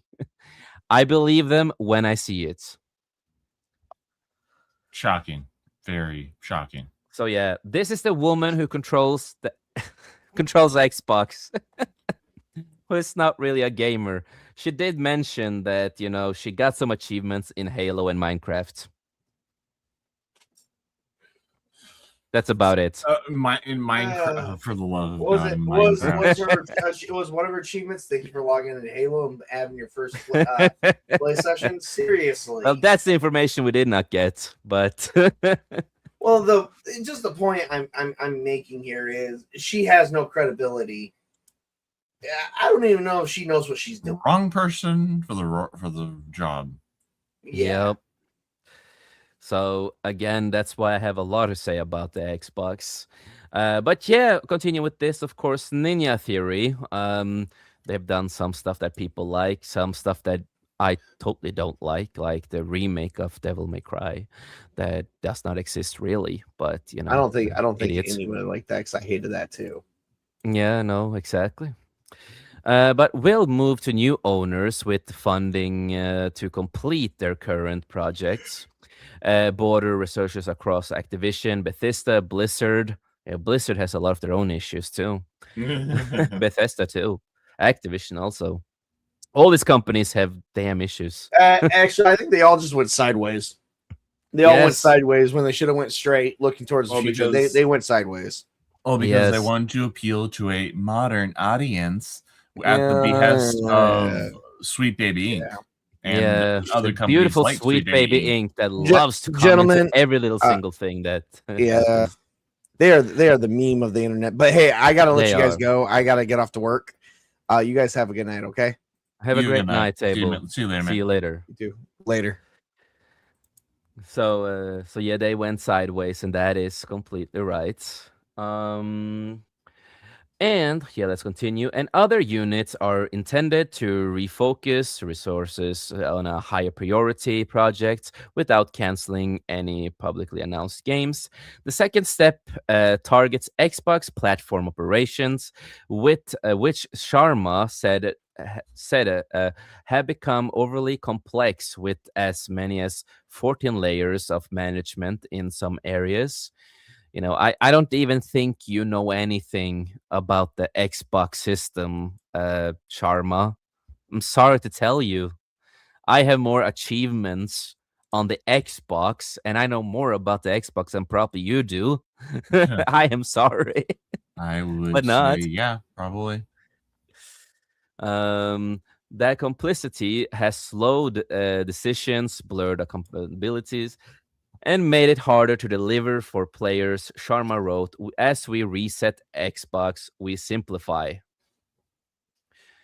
I think she just wants to simplify everything because she's not a gamer and she wants it to be more simple. Is that what she wants? Because she I plays Minecraft mostly, I guess. doesn't understand the complexity of video games. Exactly. So yeah, so they have like a whole thing, we're not gonna go through all of it, but get to some of the main points here. Um, Game Pass didn't deliver the returns Microsoft expected. Because again, Game Pass has done really poorly for so long. I know there are so many Xbox shills out there or Microsoft shills out there who will defend it all the day long. And I will not defend them. I will not, because I'm not a shill. Although Sharma never singled out Game Pass alone, the Xbox subscription service was specifically listed among the strategic bets that failed to generate significant returns. Yeah, again, Game Pass has done poorly.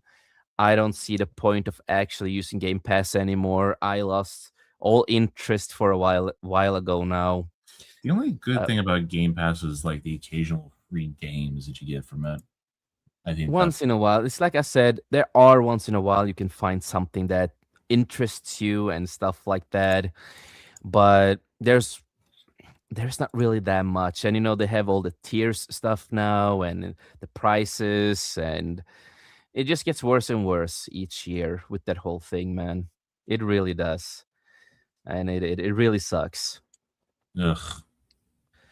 So for years, Microsoft positioned Game Pass as the future of Xbox. Yeah, they've been trying to make the Game Pass the future of everything Xbox, but again, it has not done well. And again, a lot of the things again is digital. Most of the people want physical media, so it's also one of the things. So I hate to break it to you, Game Pass would always fail no matter what, because most gamers, at least real gamers, I will say, they want the physical media. They want the disc. They want it physical. The company spent billions acquiring studios, including Bethesda, Activision, Blizzard, while repeatedly arguing that the first-party exclusive would strengthen the subscription service and expand the Xbox ecosystem.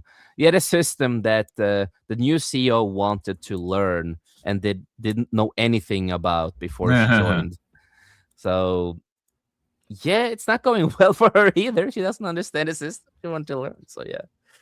Oh boy. So again, a dramatic change in direction, ultimately reducing. It is reducing management layers and spinning off studios, incorporated language of layoffs. Yet Sharma memo always amounts something rarely heard from major gaming SCV. So they just talk about that. So again. God.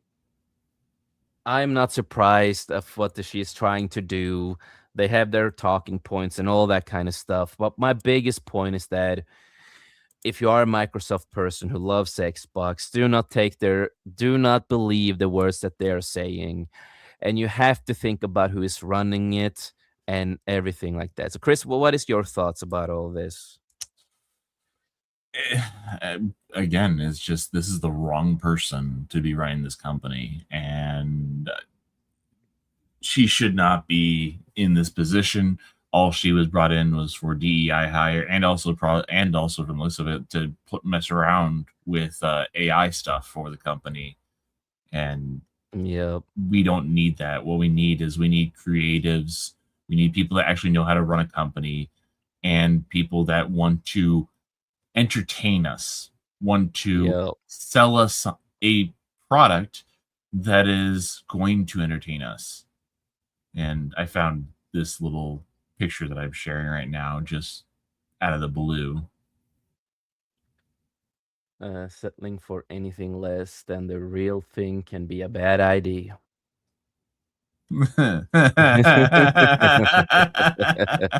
Yep. Oh, it's so it's so on the nose. It really is, especially with everything that's going on in the gaming world right now. It's Really. so sad that like that was Sony, that was PlayStation, what, almost 30 years ago. Yep.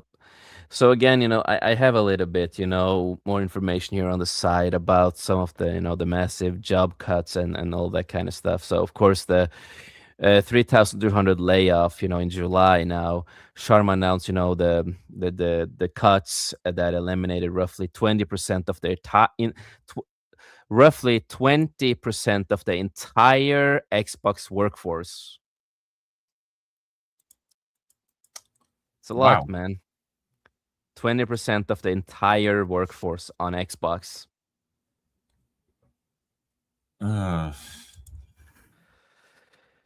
So yeah, and again, the whole under her direction, Xbox began shutting down or spinning off several development studios, to cut the costs. And again, it angered fans who felt that she was treating beloved game studios purely as, purely. Wasn't So I treating see it a with lot of. respect or anything like that.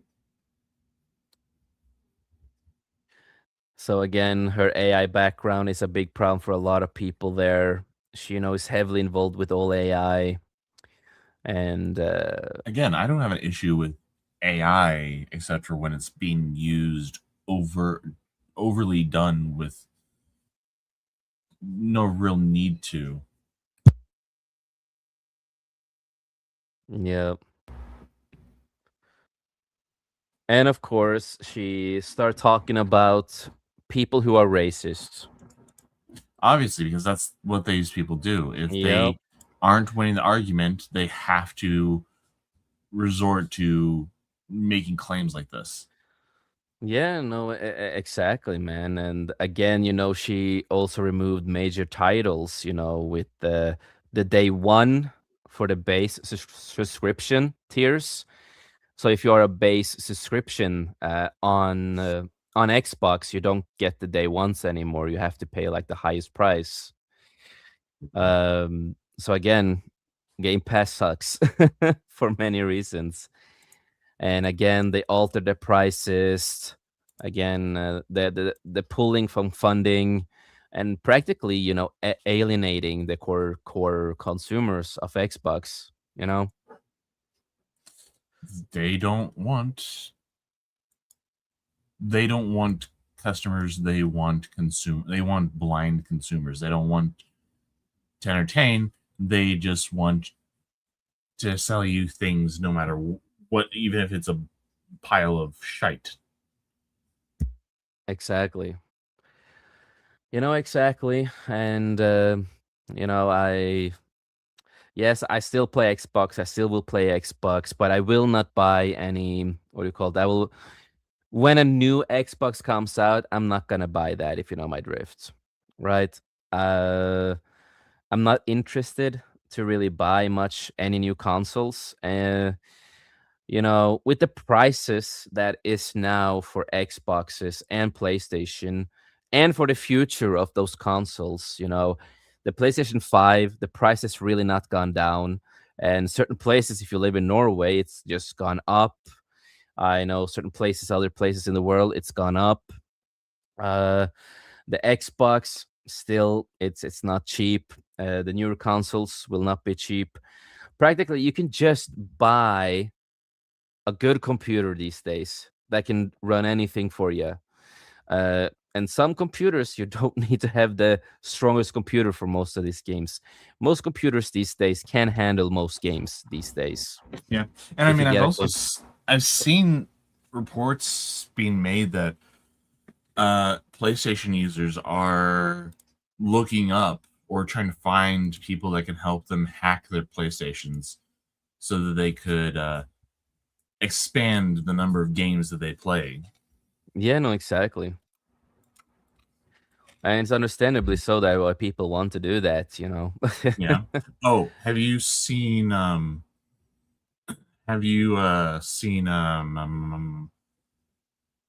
what is being done with the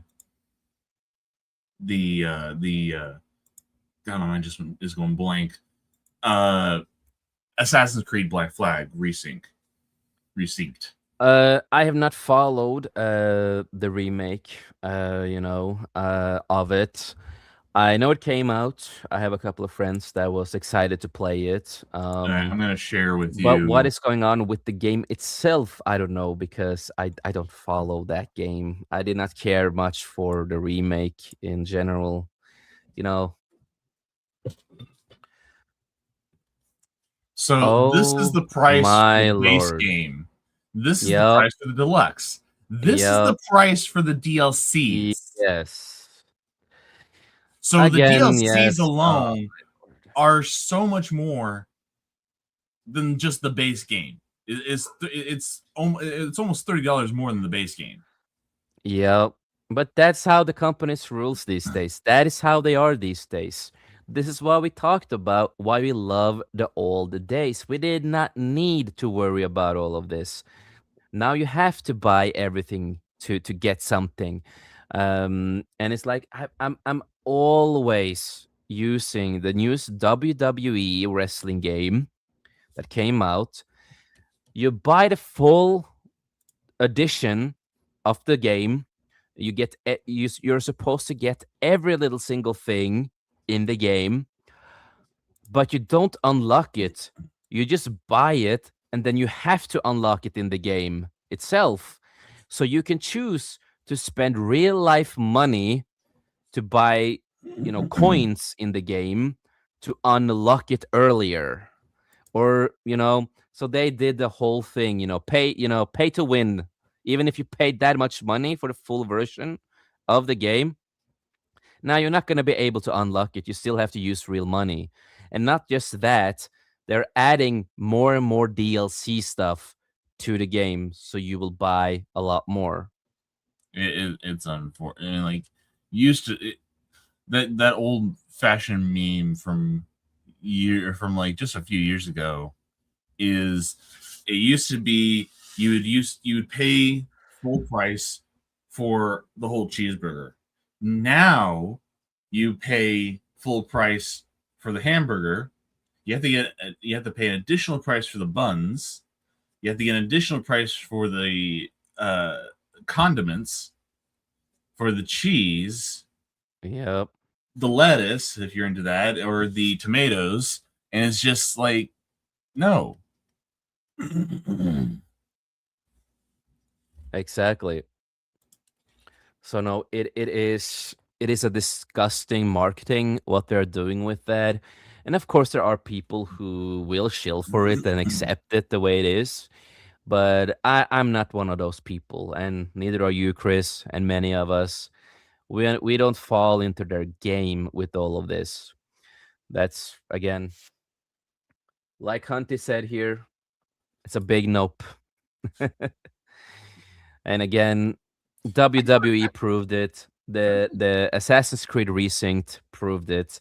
And again, this is the future of a lot of digital games. I mean, I've already got Assassin's Creed Black Flag. I don't need the resync. Same here, man. I do not read it. I don't need it. I have the original, and I do not need to. I don't need to damn pay extra for certain outfits or boats or whatever they have in those things there, man. You remember a time where you could play a game and you can unlock costumes, maybe earn Oh some yeah. money in the game, or you progress in a story, and you or I you mean, know, I'm not against DLCs, but for the fashion of, hey, you bought this game from us. We now are coming up with something else to add to the game. Here you go for an extra fee. mm-hmm.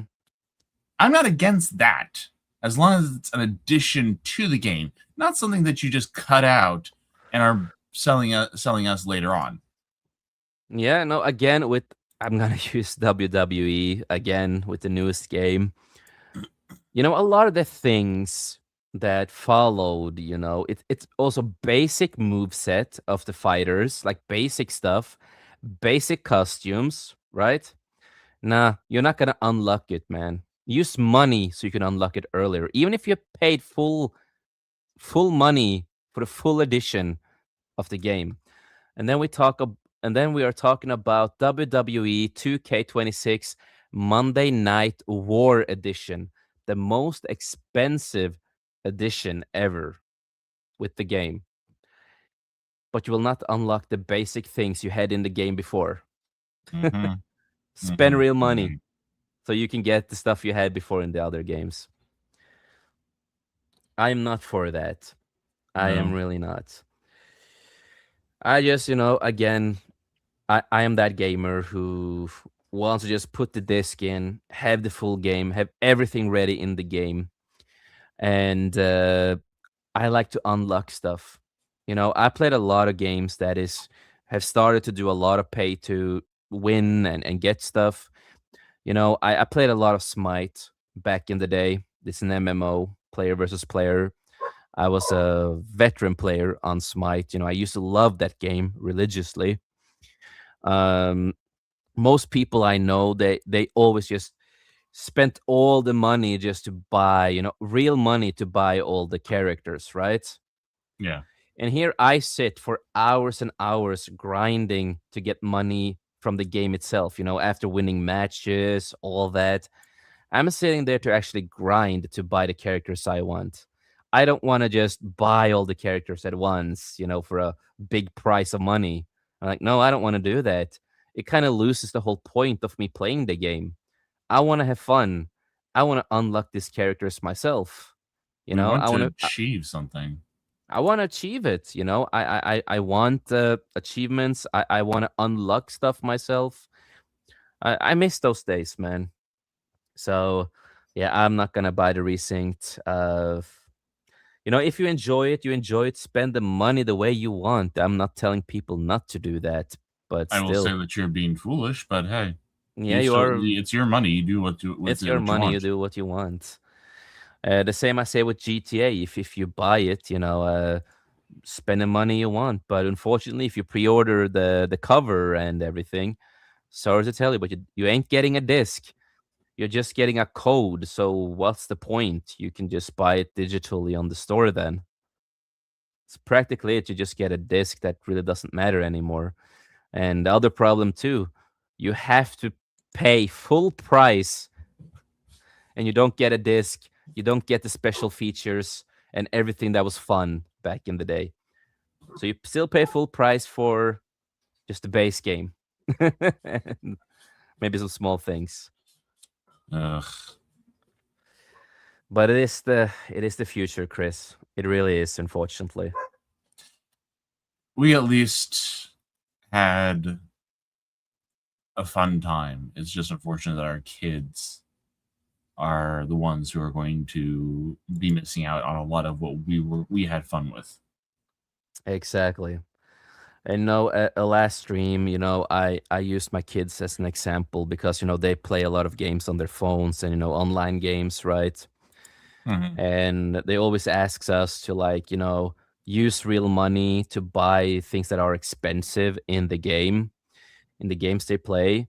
And as I said, no, we refuse to do anything of that. We do not want to spend real money that and expensive stuff too in the games, right? We are not gonna do that. You know, there is a limit. Yeah. So that is a big no. But unfortunately, that is the future for a lot of these kids. They are gonna grow up spending money in all these kind of games. You know, that is also Fortnite. It's like I know a lot of people like Fortnite, but the way I've said it for a while is that they are one of the big games that started this trend a lot. You know what I mean? They really pushed the whole thing to spend real money to buy whatever new character they get, new weapons, new shoes, whatever they want to in that game, right? Hey, So instead of just earning this character in game, you now have to pay an additional $25. Have fun. exactly. Just spend real money, you do this, do that, and you can get all this. Well, it is so stupid, man. It really is. You know, I played a lot of Fortnite before with friends and stuff like that. I think I've only like bought like one thing there just once because I just wanted like at least one outfit that was not basic. So it's like, yeah, sure, man. I buy one thing then just to be like, okay, sure, whatever. But as that was the first and only time I ever did that. After that, I never bought anything again.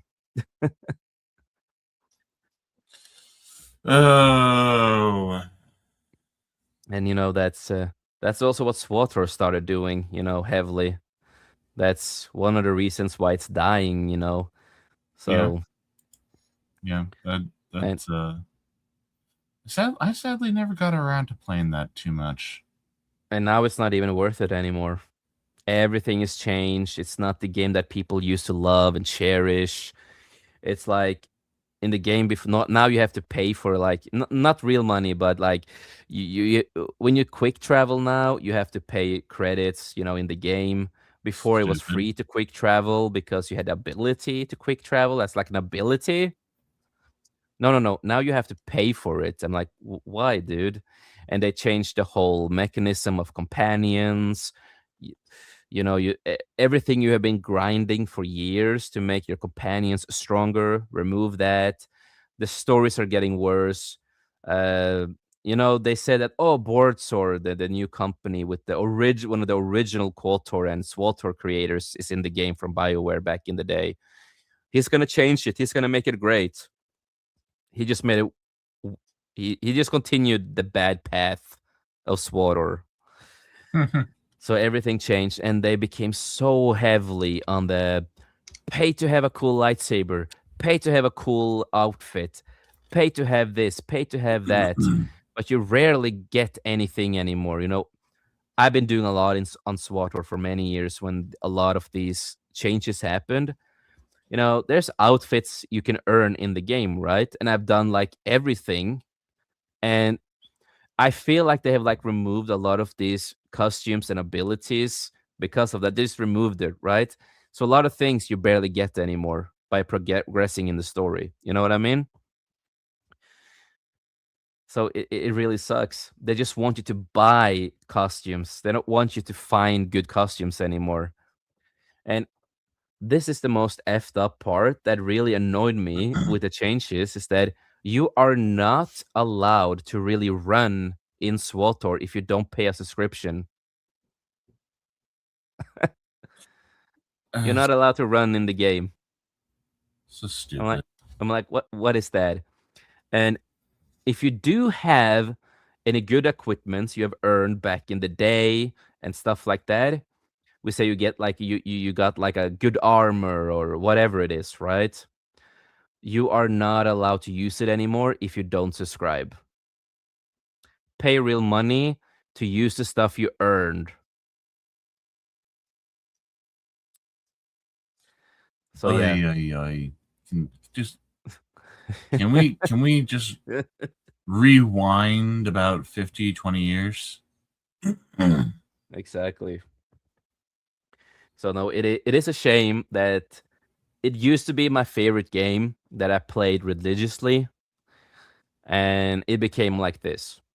The the last times I have played it, I only finished the main original stories that was made back in the day. And after I'm done with the basic stories, normally goes like to Revan, you know. I really don't care too much about the whole Valkorian storyline and stuff like that with the twins and all that.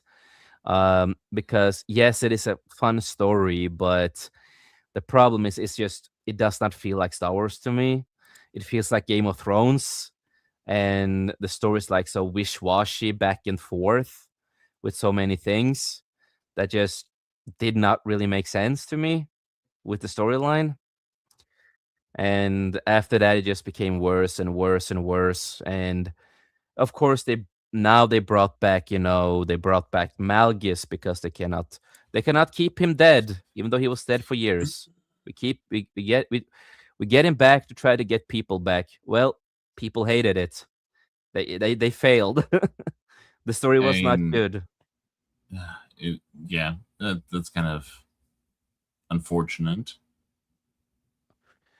And then they had a big issue with voice acting. So there was a point where Board Sword debated if they were gonna not have the character talk anymore, the character you play, because the difference with KOTOR and SWTOR is that SWTOR your character talks, but because the whole striking thing and all that, they debated of removing voice acting for your character.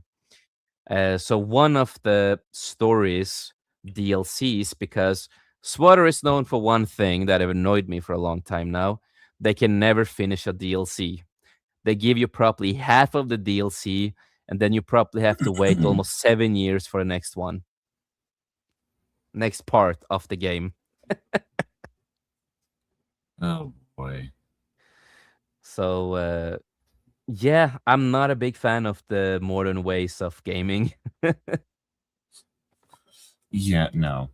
Just burn it all down, please. Exactly. So if I'm gonna play any SWTOR related stuff, I'm going back to KOTOR 1 and 2. Jedi Academy, all these other old school games where I don't need to it doesn't require spend a lot of, it doesn't require spend real life money to get stuff. All that, all the good stuff, man. Oh, jeez. But yeah, other than that, we are gonna wrap it up. We are on the 2-hour mark. I also need to go to bed, of course. I live in Norway. It's like morning here. You need your beauty sleep. I mean, seriously, you need your beauty sleep. You need every single minute of sleep you can get. Trust exactly. me. But other than that, we're gonna go around the little table we have here of 2 people. Literally, there is a table behind us there. So it's a nice fancy table too. Yeah, I know. I wish I had this place. It's really nice. But other than that, Spotter Chris, the defender of the multiverse, please commercial yourself where people can find you and what's coming up next for you, brother. Normally you would find me over on Tabletop Junkies channel on Rumble, where we would be playing tabletop games, but unfortunately he's going through some personal issues that is kind of putting that on hold for the time being. This would be normally done on Friday nights, which would be tomorrow, but if everything works out okay, we hopefully will be doing something maybe Sunday. Anyways, yeah, that's about it. And thank you for being here, man. Welcome. It's fun to join up now and then to help you with this. Yeah, no, it's always fun. And to everybody out there, please go and subscribe to Tabletop Junkie on Rumble, actually, these days. Yeah. So please go and subscribe to him, help him out, and make the man grow, man. Yeah, if you like tabletop games, or if you are interested in learning, he's the man to go to. Exactly. And well, for me, of course, you can always find me here on 540 Studio, our channel. So you can always find me here when we do our podcasts. But you can also find me sometimes with Comic Relief Crusader. He just needs to get a better computer so he can actually have more people on because Comic, please get a new computer, man. Just please, we're begging you. I Um, mean, he lives in a country that's just as bad as yours, yeah, Canada. exactly, exactly. But sometimes you will find me over there when he wants me on. And sometimes you will find me, of course, with Vinyl Revival on Rumble.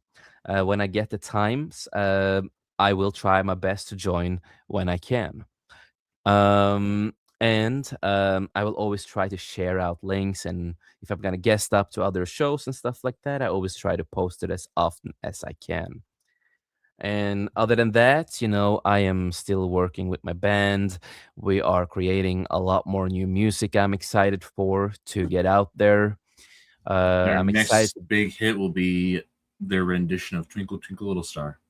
Yeah, exactly. But no, so of course, I'm excited to in August we are gonna continue on a lot more stuff. So excited, real excited for it.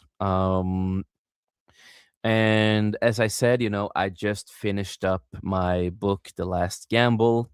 So I am going to try to get some time to go through, the story, going to reread it, see what needs to be like adjusted a little bit here and there. But the most important thing is that, I focus on the story first and then I do the editing after.